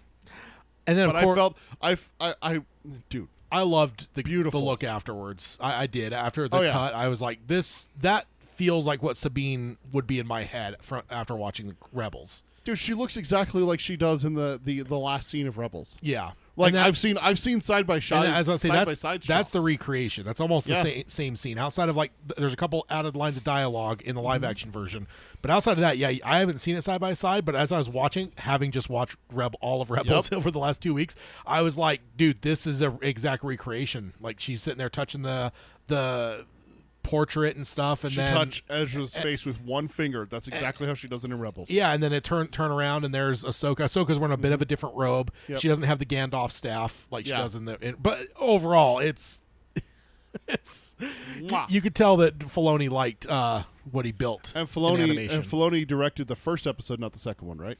First, yes, Yeah. first episode. Yep. My wife says Sabine was her favorite, and she wants to dye her hair like Sabine's. I'm all for that. But the armor looks great for Sabine. Dude. The I was only- worried because we've seen some things go animated to live action or live action animated in Star Wars even. And That just then, that hasn't necessarily been. But dude, they're fucking perfect so far. Oh, yeah. There's nothing that is not just jumped I'm- off the screen. Just for me. I'm going to need one thing though. I wanted to put this in my hopes for before, but I don't want to spoil anything. I hope that as things go, I hope she paints her armor. I got to see her paint something. I got to see her draw something. If they don't do that for Sabine, I'm going to be really sad. Yeah. Because that is her character in Rebels. Like that's always Yeah. the thing is like you'll go from season 2 to season 3 and she'll have a different color armor. Yeah. She painted it. She wanted a Yeah. different change. She paints everything. I loved that they had the sketches All in the over the bunk. walls. Yeah, in the in her house. in her house, but on Ahsoka's Yeah, ship, for sure. where she was spending time as her apprentice and everything like that. There's even sketches there where she used to bunk and everything like that. Yeah. I'm like, see, if you miss her painting armor, now maybe the show goes too fast in the plot. Yeah, doesn't give us have that time. Doesn't have that jump in time. Because like Rebels has a lot of does. breaks. Yeah, like where it's like, Yeah. oh, this happens. This is probably a few weeks later or whatever. Yeah. If we get one of those moments where they're recuperating and stuff like that, I thought it should have been this episode. All right. So here's a question for you. Okay. Do we get a painted chopper? No. Because that happens all the time in Rebels. No. It's like, let's paint him black and send him into an No. Imperial ship.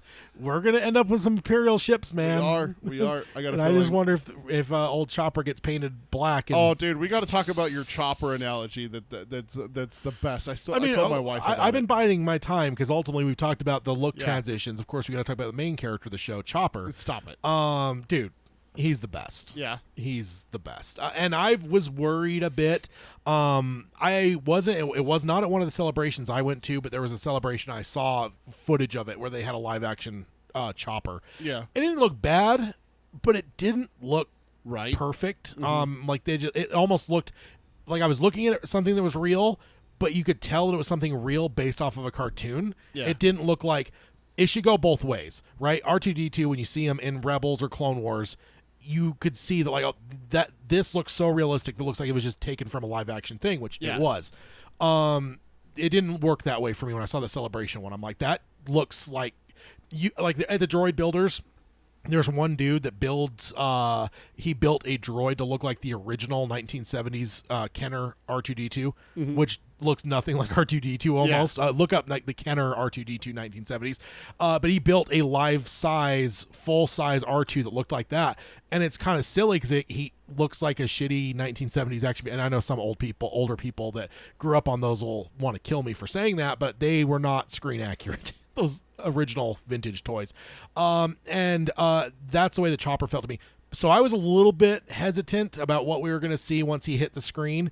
But once we did, though, dude, absolutely fucking perfect. Nailed it. Exactly. Like he didn't look like a cartoon that turned live action. He looked like that was a live action droid that's existed since 1977 that Rebels animated, and that's what I needed. Yeah. And he looked perfect. And I don't know if that was like a color grading thing where it's like cinematography when they shoot it and then they color the film and then it maybe darkens him, because he did look at Celebration look super bright, way too bright. It's like that now doesn't look right, but on screen he's perfect. Yeah, I think they probably went in and adjusted it. Do you know if it's a physical one or if he's completely digital?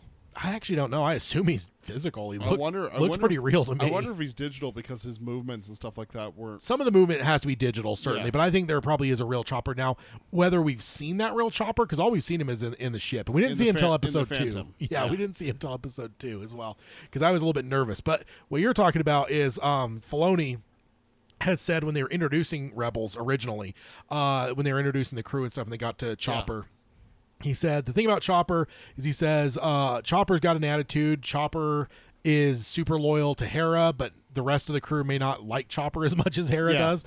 And he's like, but he is super helpful. He's like, ultimately it comes down to is R2D2 is your favorite dog, and he's like, and Chopper is a cat. Yeah. You know, he's an asshole. He's gonna pick fights. He's gonna do things that you don't want him to do, probably. He's going to do things that piss you off. Yeah, and then as the show progressed, we ended up also learning he's a war criminal. Yeah. Well, we kind of get a hint at that in this one. To shoot it down. I can't. It'll destroy the port. He doesn't care. Give a shit. My favorite Chopper moment is when they have picked up the baby Jedi, the Force-sensitive baby that they saved from the Inquisitors. Ship. Yeah. And they're all like, what are we going to do with it? And like Chopper, like, we can't do that. It's a baby. It's like he wanted to kill the baby. He's a fucking monster. Oh, man. Yeah, Chopper's amazing, though. Carol says, I like how, kind of like Kenny in South Park, people swear they know exactly what Chopper is saying. Hey, Carol, to a word, that's almost a note I had. Not the South Park part, but the fact you could tell what he's saying on certain elements. Not that it's like audible, but it's like when they're arguing, I didn't touch your stuff. He's like, yes, you did. Like you could hear him. Like it's perfect. It is so perfect. Also, calling her out on that shit, saying yes, you did, and then she tells him exactly where to find it. It's like, you did touch his shit, Hera. No, I don't think it's that. I think it's the mom thing where it's like, did you look in this place? Yeah, did you look in the right place? Okay, like, okay. Then Chopper looks like, oh, here it is. And also, the tracker that we're talking about right now. How great is it that Chopper has to fucking throw it at the ship? Oh, yeah. And Hera doesn't have a mechanism to shoot a tracker out or anything like that. What's she need it for? And everything. Well, I mean... Obi-Wan throws it in episode 2. Yeah, but he's not in a ship. Yeah. You know? He wouldn't trust a ship or a droid anyway. No. He's a droidist. A droidist. What about Clancy Brown reprising his role as Governor Azadi? Yeah, I had to look it up. I did. I'm like, the second I saw him, I'm like, Governor Azadi! I'm like, he looks exactly like the guy, but he also sounds exactly like the guy. I'm like, did they model his likeness off of the off character? The actor, yeah. Was the character modeled off of the actor? And I went, first I paused it and went and looked it up, and I'm like, that's the same guy. Well, I forgot that they used him, so when I was doing the rewatch and they got to him, I'm like, that's Clancy Brown. Like, he's got one of the most distinct voices, like, it's him. And I'm like, oh, cool. I'm like, that's cool. They got, Clancy Brown to play this, like, kind of minor character in Rebels. Yeah. And so for him to show up here in live action doing the same, I was like, fuck it, yes. Like, yes. It's awesome. Because he's a legend. He's a legend. Oh, is he? I mean, Clancy Brown. Shawshank Redemption. Is he Starship in Shawshank? Troop. Yeah, he's the main guard. Oh, Byron Hadley. I didn't realize that was him. Yeah, and then he's in Starship Troopers too. He's one of their on their team, I think. He's the bigger dude on their squad when they're doing like the shit when the dude gets killed. Oh, okay. So yeah, he's like one of their main group, and also Jai Kell, now a senator of Lothal. That's one of the kids we saw in Rebels. Yeah. That Ezra knows. yeah, there's the two kids. The one that his parents were killed, so he was like going against it because the Empire because of them. So he is now a young senator. Yeah, very young. Holy cow. Yeah. What? I do have a note about Lothal. Dude, That was my next note too. Go on. they fucking nailed it. That's my note. Perfect. They Absolutely fucking. perfect. That's my note is they fucking nailed Lothal. The grass plains, the highways going in and out of town, the barricades, the comm towers, and everything like that. Ezra's home that now is Sabine's home it was exact. Yeah, it was perfect. Even the city itself looks like it had some additions to it. Yeah. A little bit more high rise that wasn't there before, but it's had it's prospered since the fall of the Empire and stuff like that. That would make sense. And I think also, it could you say it's the birthplace of the rebellion? to a point, yeah. Yeah, like to a point, yeah. you know? Unfortunately, they're getting really heavy-handed with how many times they start the rebellion. Yeah. There's elements of you haven't seen Andor yet, but there's elements of it there. There's elements of it in Rogue One. I feel like they just keep wanting to be like, well, this is the moment and I get it. It's like going to be a culmination of a lot of moments, but it's just like, all right, I don't want to see another moment where it's becoming your pearl necklace. Yeah, it's like, come on, man, like, because it reduces all of them when there's so many of them. Yeah, like there's got to be one moment, right? Yeah, or. Again, I could see it though as you're seeing like because it's not the Alliance. There's a rebellion that builds slowly and it pops up like grassroots, and then it comes together. So I think it all sparks off at the same time, and you're just seeing all the different individual sparks off that start the fire that is the rebellion. Yeah. So yeah, you're thinking that there's a fire, but we're seeing all the little spark offs. Yeah. So indeed. that's kind of what I'm pointing at. Yeah, Lothal was perfect.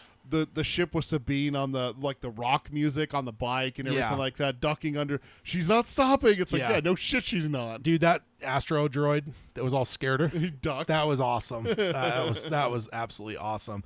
Lothcats. We already hinted at them awesome. a little bit, but yeah. But I love the fact that we didn't just see the one. I love that she owns one. But we saw a couple out in the field and stuff like that. Makes me wonder, dude, are we going to see Loth Wolves? I don't know, dude. Maybe. I don't know if any more of it's going to take place on Lothal. Yeah, and everything. Dude.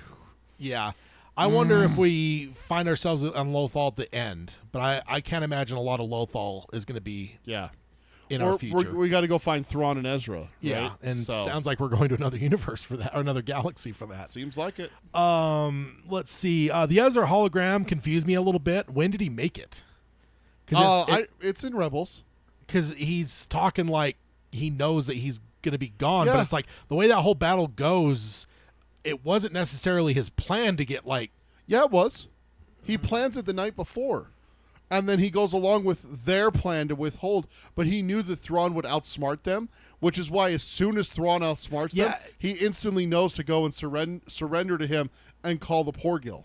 Oh, I guess in my mind, I didn't know if part of his plan was to be taken as part of it all or be able to get away. He knew that he was going to sacrifice himself. He knew ahead of time. Rewatch that last episode or 2 episodes. He absolutely knows and plans it. I was getting punchy by that point. I think I watched like 6 episodes that day. So he absolutely plans it. I will say of all of them, I think his look is probably my least favorite. I know we're not seeing him fully. That's what I'm saying. Pass on judging it. I'm not going to judge it until I see. And also, I'm like wondering, like, is this going to be the same actor? Because we're talking about a significant time jump here.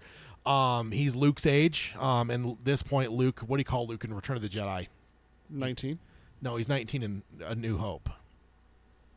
Oh, in Jedi? In Jedi, yeah. He's probably in his... 23, 24. Yeah, in his 20s somewhere. So now you're talking add another 5 to 8 years on top of that. So you're talking pushing 30.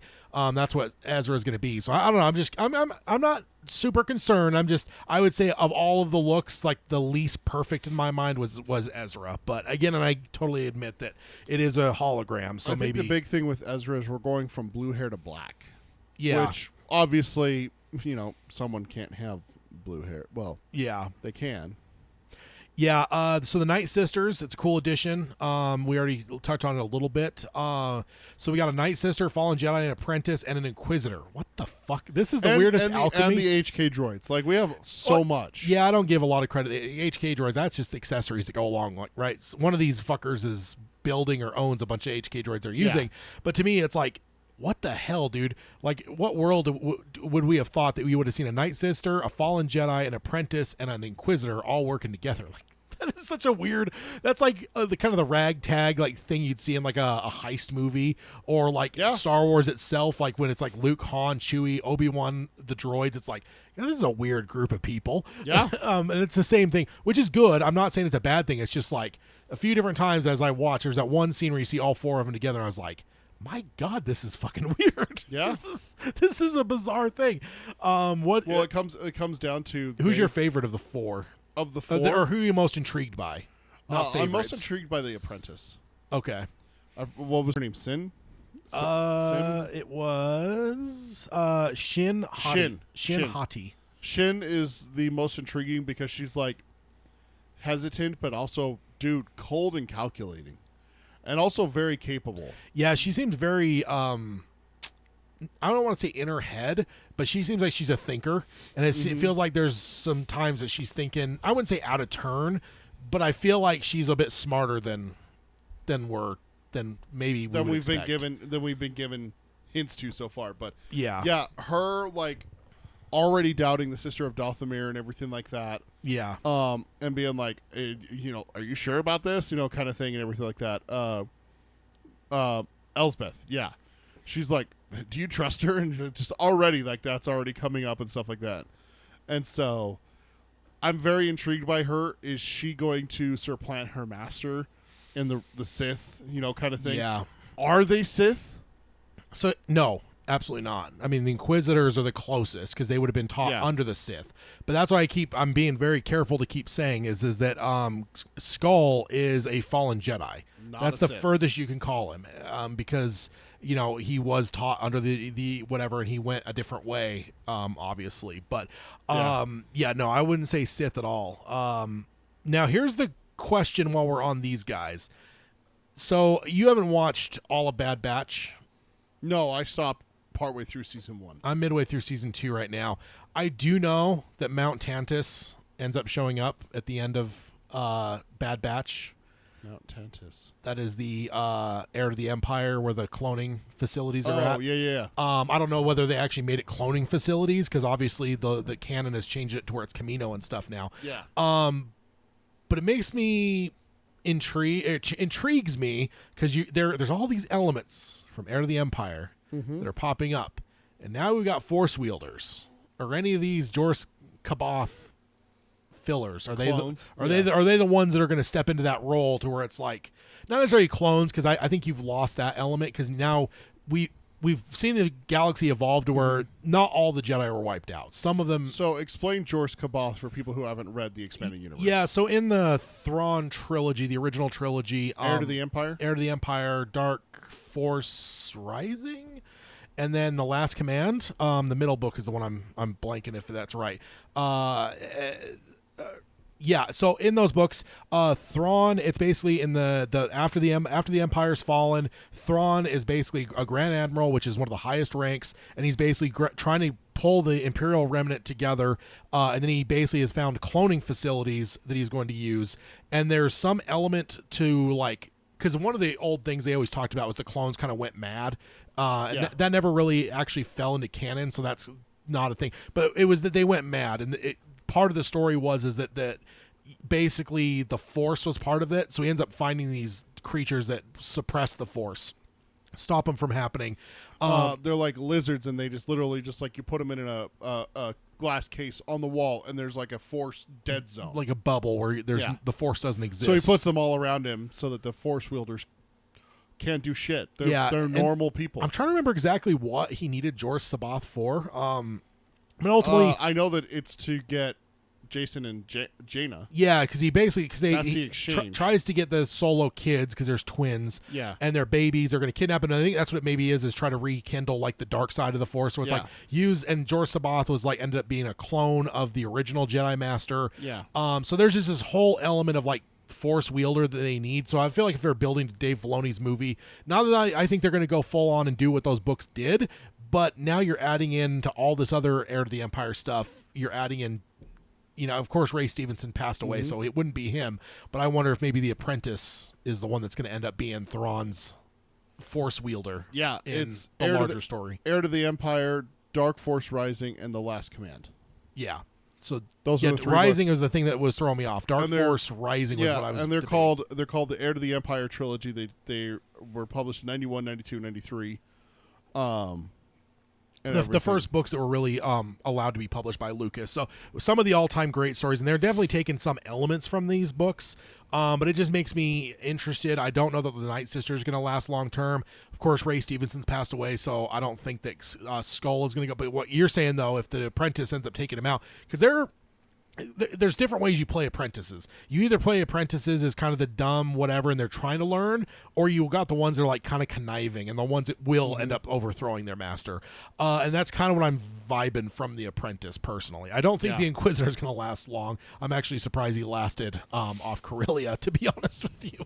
I thought Ahsoka was going to ice his ass. Yeah. So what about Ahsoka with that slight dodge when that lightsaber's coming up? She just like leans. Just barely leans and it misses her. It's Dude, like, she's so fucking badass. And by the way, Rosario Dawson looks amazing as Ahsoka. Oh, she does. Like the character design and everything like that. I was saying earlier that I didn't like her like outer layers. Yeah. But the inner layers and like the clothes and the color makeup, of the skin, yeah, the head and everything the like that. The tails, the lightsabers were beautiful. So good. They were so good. It's so good. So a lot of throwbacks to Rebels and Sabine's home, helmets all over the place. There's the art that we saw in the show. A lot of cool Easter eggs there for Rebels fans. Yeah. You see like the Scout Trooper helmet, which Ezra uses quite a bit. There's a Stormtrooper, because he was collecting helmets in Rebels, basically. So yeah, at some point he had like a Stormtrooper, a pilot, a Scout, Dark one for Dark Trooper or something like that. So yeah. It was awesome. And then Carol saying, how about people saying the Inquisitor with them is Ezra? God, I haven't heard that. I don't know. I've never heard that, but I don't know how that would be if they're looking for Thrawn. Yeah, no, I haven't heard that, but I've heard people trying to connect him to the Apprentice from the video game. Oh, Starkiller. Yeah. Not that it's a different name than Starkiller, because they give him the name Starkiller and he has a name before that. And the name of the Inquisitor that they've given in the credits is very close to what the another name for Starkiller is. That's the one I've heard. Galen Merrick. Yeah, Merrick is the name of the Inquisitor. Yeah. Is it really? And also, apparently, some people have found Sam Witwer's name in the credits, but it's not attached to a named character. So, yeah.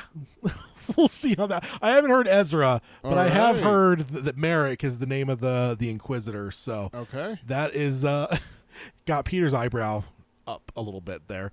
Okay. So I love the awkward dynamic between Ahsoka and Sabine. I do believe that's the whole core of this show. Absolutely, is their relationship. It needs to be, and it needs to be. It's a perfect thing to build. And it sounds like Ahsoka abandoned Sabine. Like the whole time you're kind of thinking that Sabine. It's always probably, like the apprentice that quits and everything like that and walks away from the master. Well, Sabine or Ahsoka is a proven quitter. So.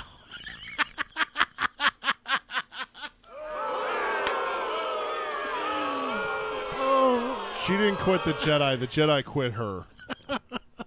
Oh, I always love it when you just open yourself up, because I just see it as like you open, like you move and your ribs open a little bit, and then I have a spot for a dagger to just go right into the ribs, and that was one of those. And sometimes I plan them a little bit, but other times they just open themselves up, and I always love it because you just like I see you like deflate a little bit. You're always just, no, but I do love it because we're going to build a lot between these two's relationship. We're going to figure out what the actual backstory and trauma is here, what caused the split.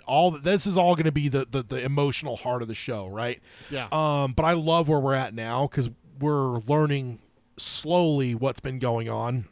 Also, what about Sabine even trying to learn the Force? That's not... Is she Force sensitive? Like that's what I was like. And then Ahsoka even like tells her like, "Dude, you suck." Yeah. Or no, Hugh Yang does. Yeah. He's like, yeah, I'm not as good as Ezra. Yeah, I'd say. And she like gives him a look. He's like, Yeah. of all the Jedi that I've known for all the years, you are less than all. And I was like, I do think that's got to come back because I don't know that they're trying to make him out to be a prick. I think down the road we're going to find that he was saying that to try to motivate her, right? Because like that took me out of the show a little bit. I don't want to say that as like trying to sound super negative, because it was such a fucking burn that like I don't think I've seen Anakin burn alive. I don't think I've seen a burn as bad as what he laid on her. Good God, man.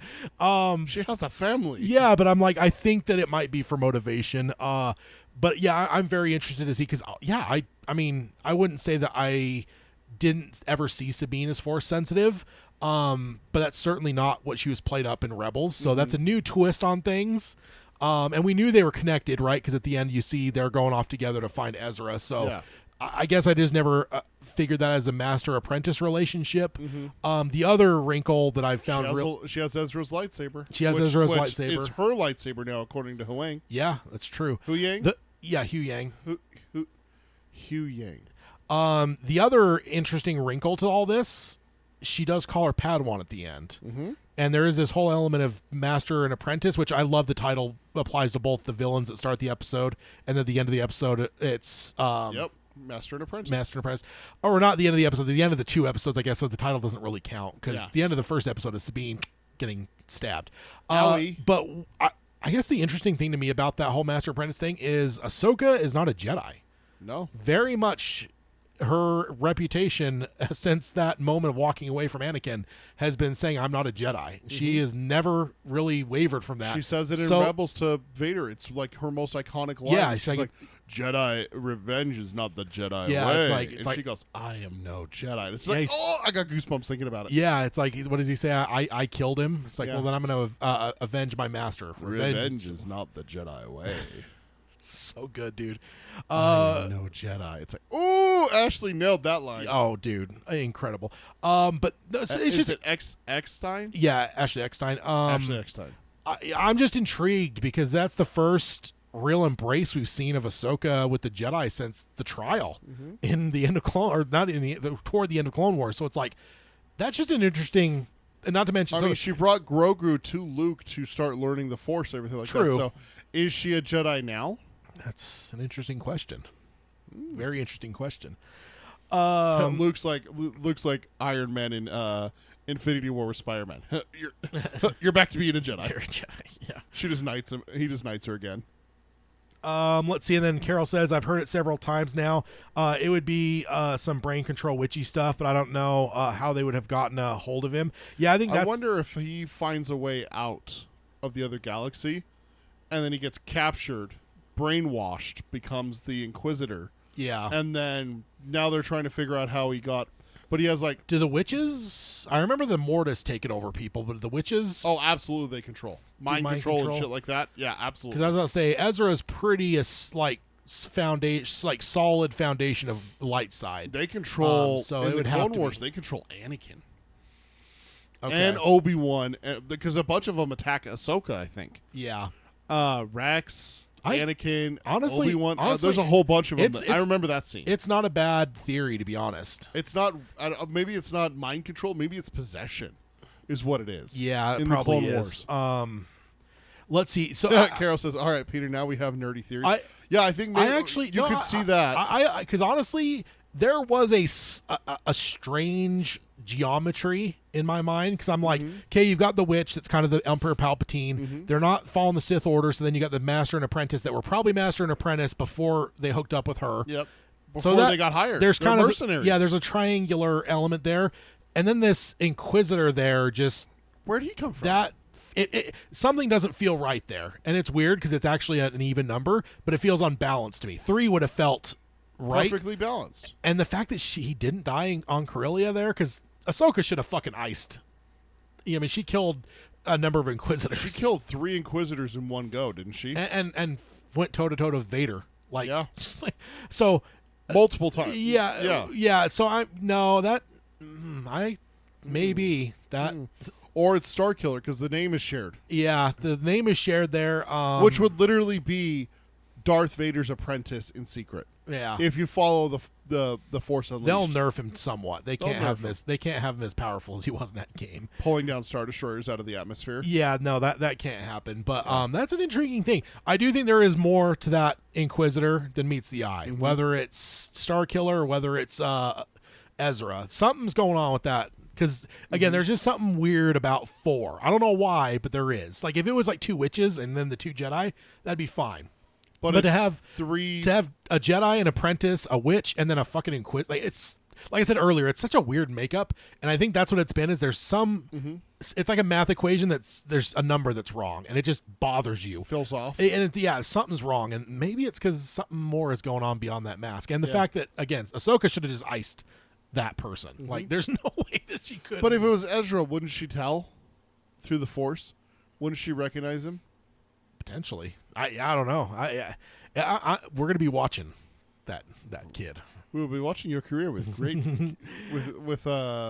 great interest. Great interest, indeed. I also played. I found the only thing on currently out for music wise is Kevin Kiner's Ahsoka outro, and it's the clip I grabbed as the part that was taking the Sabine motif from Rebels. Which I fucking love. It's one of my favorite musical things from Rebels. So for them to bring it back is masterful. I love so this. good. You just reminded me. I love that Sabine was able to like wire into the droid's head and figure out where it came from and everything like that. Oh yeah, That was he's like, want to pull the plug. He's like, you're getting too close. You're Like, gonna blow us up.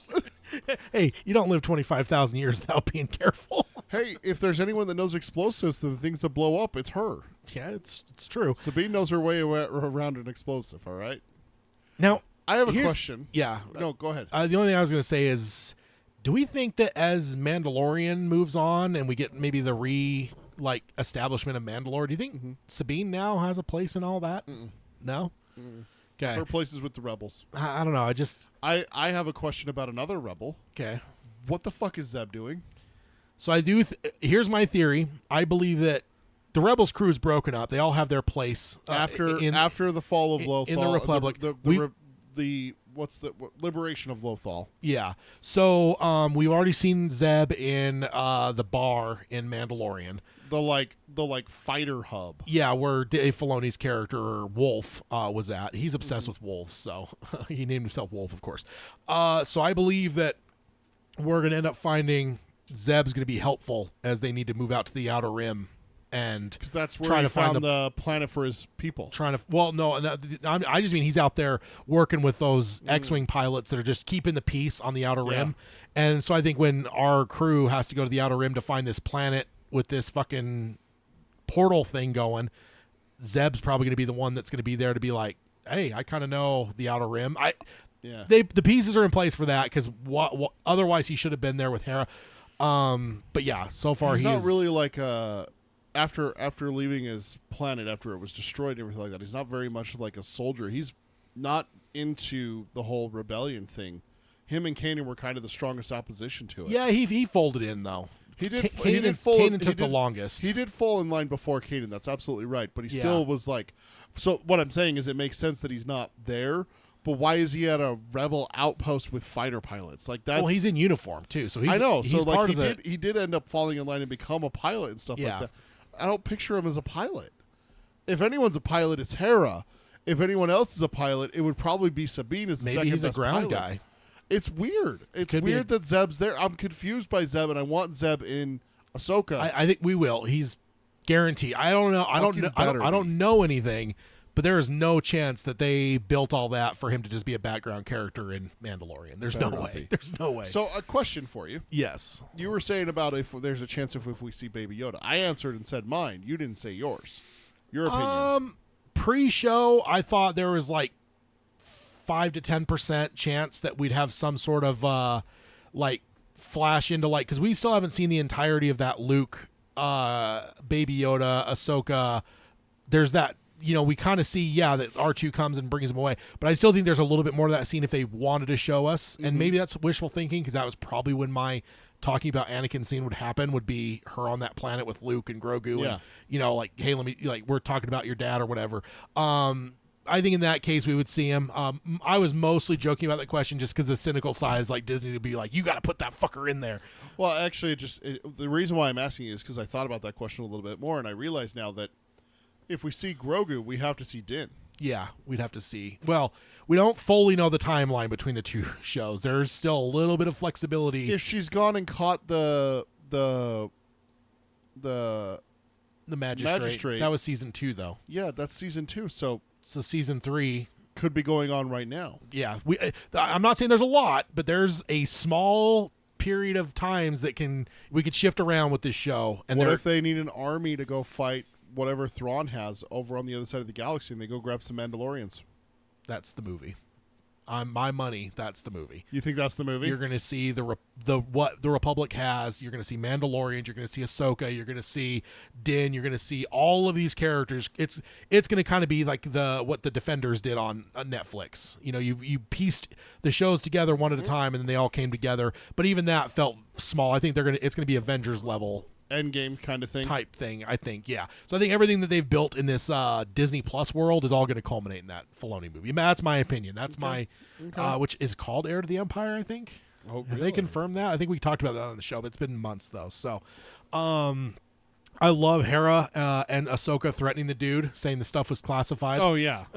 Also, I will say I really loved that whole like chunk of scenes, because I love that idea of there are people that are going to be loyal, right? It's the other side of the rebellion. The most of the rebellion are people like, hey, I love the New Republic. I thought that was the right way. You guys have fucked it up. You've turned into the Empire. Well, I'm still under the underground. I'm going to still do my thing. Yeah. This is the other side of that. The side that was like, the Empire was security. The Empire was this and that. The Empire was the rightful government. To some of them are going to think that. Yeah. So you're rebels. You're the Americans in this scenario. Like, I don't want to be under you. Yeah. There were people that thought that here in the colonies and stuff like that. Yeah. It's going to be that way throughout the empires. There's going to be people. I mean, we saw the re-education stuff in Mandalorian. Yeah. In the Mandalorian season 3 and everything like that. Yeah. There are going to be Empire sympathizers throughout the galaxy. Yeah, so I loved that, and I felt like that was a cool little like seeds that will eventually become the First Order, right? Like that's the beginning of it. Also, the Phantom. We've seen the Phantom, but we have not seen the Ghost. I want the Ghost. We actually do see the Ghost, tiny bit. Do you? Yeah. Yeah, there's one shot that you see a portion of the Ghost. Do you really? It's when they have like the bay, and there's like somebody up in a window. I can't remember exactly what conversation's even happening, but the Ghost you can see on the right hand side. It's got one of the orange stripes you can see on the ship. So they're teasing us on it though. Although the Phantom did not roll its wings out, they kept the wings. No, it doesn't have the retracted. wings anymore. That's the new Phantom. Oh, that's right. The original one got destroyed. That's right. So they got a new one, and it doesn't have wings that roll out. Yeah. We already talked about Chopper wanting to shoot the ship down and destroy the city. Also, Corellia. Have we seen Corellia in that extent? Because we saw it in Solo a little bit, right? Don't we see it in Episode 3? Isn't one of the... no. That ended we up, thought that was Corellia. They were saying, everyone was saying that was Corellia, but that ended up being a completely different planet. Which Clone Wars? Yeah, exactly. No, Felucia. No, that's real life. That's that one though. Where what's her? Eddie Gallia is now stuck in my head. She's a Twilight. The Twilight the Jedi. blue one.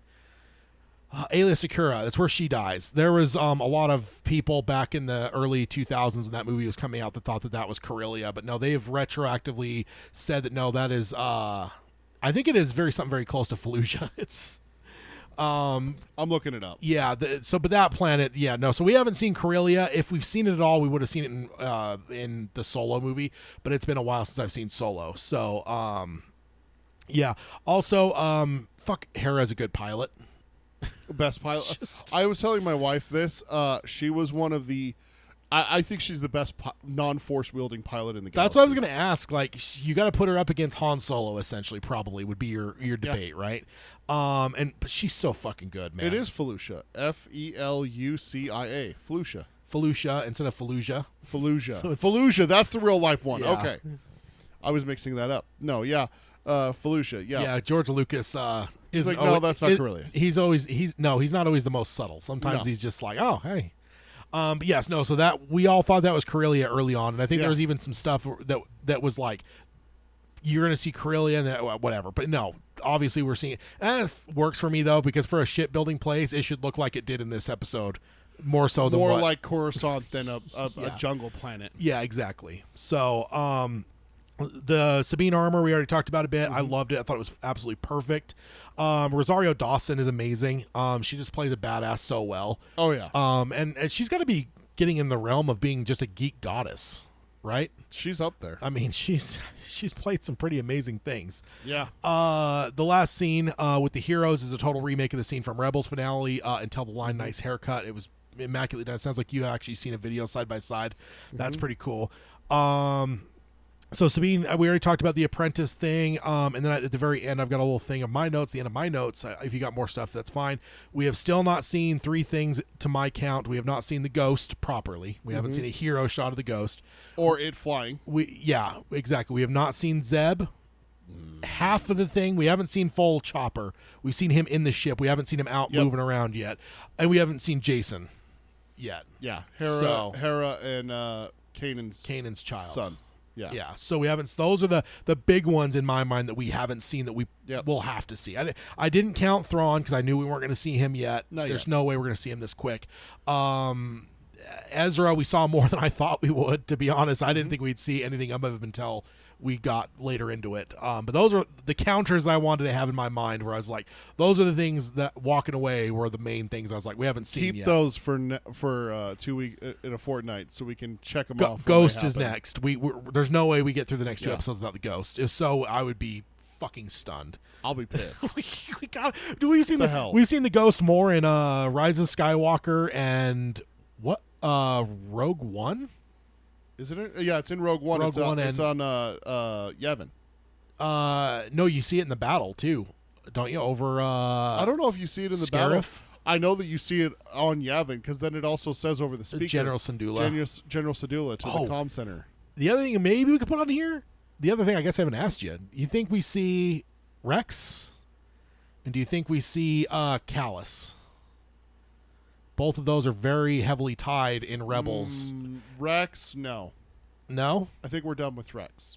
Okay, even I though think he retires after Return of the Jedi. the even Fall though of the Tim Empire. Morrison has done a freaking homeless soldier on the side of the thing for No, Obi-Wan.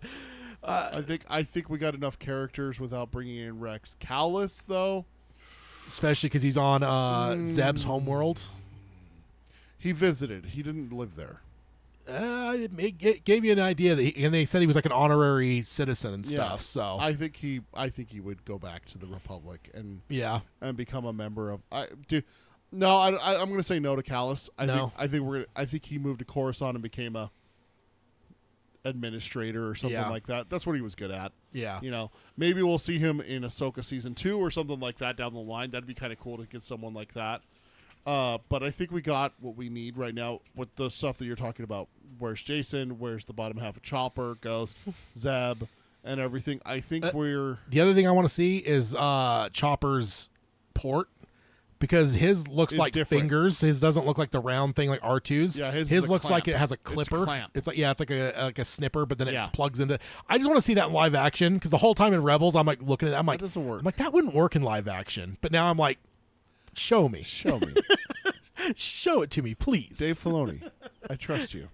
And I'm sure Dave's voicing Chopper, right? He did in Rebels. They Yeah. kept that secret until the very end, but it was indeed Dave Filoni that voiced. Oh, was it Chopper. really? Yeah, oh yeah, you didn't hear that? No, I never Yeah, heard the that. whole time they kept saying like Chopper in the credits would be like himself, and they would like do these like cagey things and stuff. And there's always like teases of like, oh, someone is voicing Chopper. And then it was I think the finale maybe that had like Chopper, Dave Filoni. So. Freddie Prinze Jr. should have a cameo. And I'm okay. So the last thing I wanted to get into, we're getting close to time as well. Predictions. So do you want to put Kanan in there, or is that more of just a wishful thing? That'd be fun. I don't think it's Not a gonna happen. prediction. Okay, because here's the thing. I've seen some stuff, and this could just be throw people off, but I've seen him say that he refuses. He won't do anything with Kanan again because it would take away the sacrifice Gotcha. if you saw him again. I don't want I don't want a flashback or anything like that. I want Freddie Prinze Jr. to play like Like a guy Force in the Ghost? Or, No, I want a cameo. You don't even want him as Kanan then? No, I don't want him as Kanan. I okay. want a cameo of Freddie Prinze Jr. being like a guy that walks up and hands Hera a data pad. Because he doesn't look anything like Kanan. Ouch. Handing something to Hera? That's even more. I know. You're a monster. Am I? You are a monster. Nah. Predictions, though. I mean, he's dead, so. You can give whatever you want. Just predictions. We're not going to see Jason. At all? No. Whole show. No. Interesting. He's 5. What's a 5-year-old going to do here? Well, yeah, that's true, because it's after the time jump that you see It's him. 5 so- years. I literally just read about that. It's 5 years in between the end of Rebels and Ahsoka. There's nothing for a 5-year-old to do. There's nothing for a 5-year-old to do. We're not going to see Jason. For this show, because he could play into an For heir this, to the Empire. yeah, for this show, absolutely. Now that I'm thinking about it, Jason Force wielding Force. could be the kidnap target, like the twins were in. and Ben. Yeah, Ben's a child right now. it's true. Ben's alive at this point. Do we see So- Luke training the two of them together? That'd be interesting. It'd be interesting. So no Jason, the whole show. Anything else? I don't think we see Jason. I'm going to take these down, and not that we're going to like holding each other, but it's just this is the fun part. Predictions. Yeah. Like, what do we think? Thrawn in the next 2 episodes? Because I think that we're the end of Two episodes. I think- not the next one. not but the next one, but the next episode one. 5. And I believe. Okay, so I'm going to put that down for me too. But I'm No, also 4. I'm also going to say I believe that's the last scene of the next Absolutely. the next what would that be episode set. 4? We're gonna call them sets. Yeah, sets. The next set of episodes. I think we're going to end it with showing Pair- Thrawn. Not of episodes? Not even that our group is there yet. Yeah. But I think that's when the audience will get. Before we go too far into predictions, I realized I just forgot a note. I will say the pacing of these 2 episodes was better than anything the Star Wars has come out with in the Disney era. Yeah. Because the fact that I got a lightsaber duel that was good and well done in the end of the first episode, and that we didn't have to build up for 4 episodes to get to a fight, I was so happy about that pacing. Yeah. Yeah, I thought the pacing was great. It Both felt episodes, so much better than like some of the stuff that we've seen from Star Wars. and there wasn't 19-minute episodes. They're both pretty consistent. I have heard though, up to this point, there's one person that's actually really good Twitter-wise. He actually predicts runtimes. So far, he's predicted episodes 1 and 2, and he was dead on both of them. He skipped 3, but he predicted 4 and 5. And his predictions for 4 and 5, if they pan out, which he usually does, 5 would be like 49 minutes, which is actually would be one of the longest Star Wars episodes. And I believe that means 49 minutes, not counting the Disney shit. So it would be 50-something minutes with all their bullshit they put at the end. So, so you throw on next set. Anything else? Um, So let's see. So I said Thrawn shows up episode 4. I don't think I have anything else. I'm gonna say Ghost episode 3. Okay. I do think that's gonna be a thing. I think Zeb.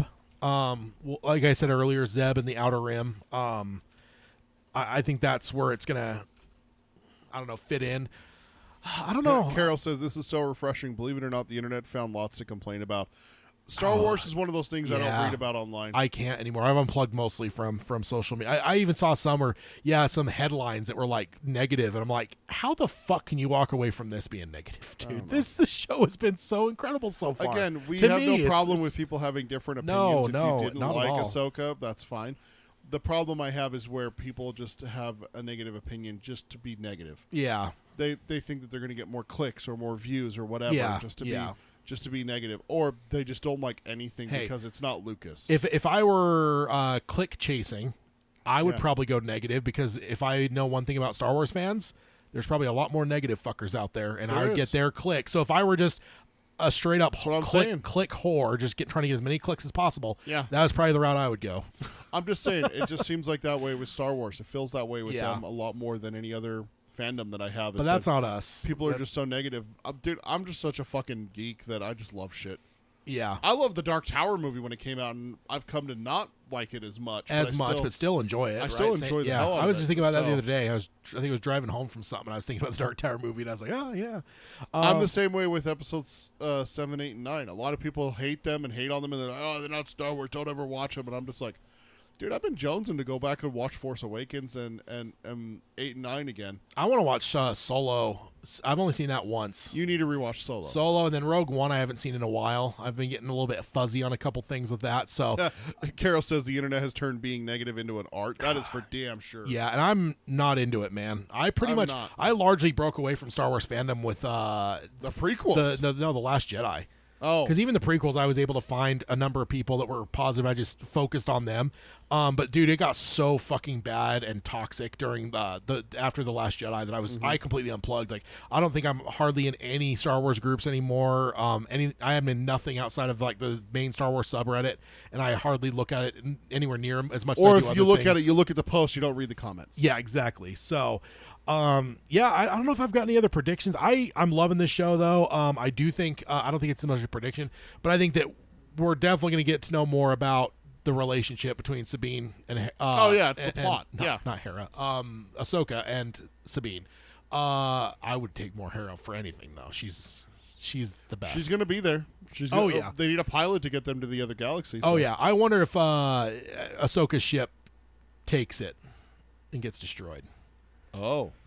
Because you got to bring the Ghost in, right? Because I kind of feel like Filoni will have learned what they did wrong with the sequels in terms of we never got Han, Luke, and Leia back together on the Falcon with Chewie and the droids. Like, that's what we all wanted, right? I don't think that Filoni's going to make that same mistake. I kind of think we're going to see the band get back together on the Ghost going to save Ezra. I guess maybe I'll put that down.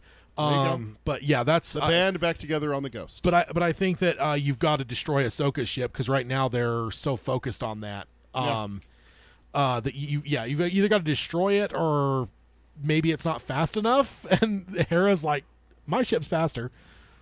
Or Hera comes to save their ass in the Ghost. Yeah, that too. I mean, she can do it. Yeah. All right. No, this has been great. And like I said at the beginning of the episode, the next number of episodes, we were just covering Ahsoka step by step. So next episode, 3 and 4, and then 5 and 6, then 7 and 8. And then that'll finish us out. Then we'll do Band of Brothers. Yes. And then let's see the other. Oh, and then the episode 8, we'll also kind of try to make on that episode where we do 7 and 8, try to recap the whole show, kind of like this when we had like a little bit of an intro. We'll try to have like an overall like, what did we think of the show after it's all said and done? Yeah. So, looking forward to it. Real fast, because I know she's in the chat. Carol, I got your email and I responded to it. Your idea is on the list and it will be done this year. All right, yeah. So yeah, I guess I do have a slide. Or email us if you want to email us. You can do that either at Peter or Tad at geekeryabides.com. Tad is TADD. Peter is spelled like it should be spelled. For anyone not in Utah or Russia. Yeah, if you want to email us, if you have negative emails, you could send them, but I don't know if it'll get anywhere. If it's constructive arguments, we'll take whatever. Or if you have any whatever feedback, whatever you have, send them that our way. And then next time, as I said, on Geekery Abides, episode 3 and 4 of Ahsoka, coming episode 16 a fortnight from now, which is September 9th. That pretty much wraps us up. Let me just go ahead and play this.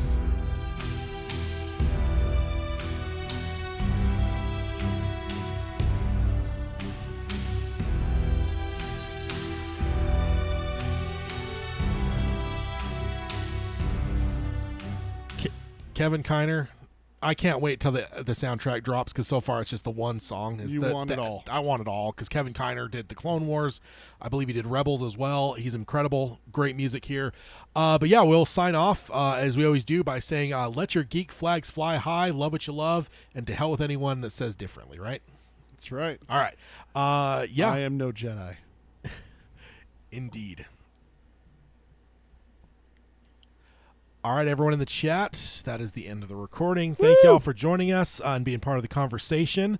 It's good stuff. I'm digging the fuck out of this show. For all the hype, I was a little bit worried that like it wouldn't live up to it, but it has. It's fucking lived up to it, man. It's so good. It tickled my Rebel nostalgia bone perfectly. Yeah, and what's crazy is like Rebels next year is 10 years old.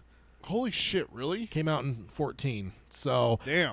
Because there was, I saw a post where someone was talking about Sabine and like she's attractive or whatever in Yeah. this. It's like, oh, I've been attracted to her since Rebels. And they're like, oh, you're a pedophile. It's like, What if he was a kid? it's like that was 9 years ago. Yeah. You realize, and almost every single person I saw the comment, like they're all like, yeah, I was a kid. Like, Yeah. I'm like 18, and that was 9 years ago. I was a child. Yeah. Like, but it's the way I think people just assume like, hey, I'm an adult, so every comment I read is from an adult. Like I just. Yeah.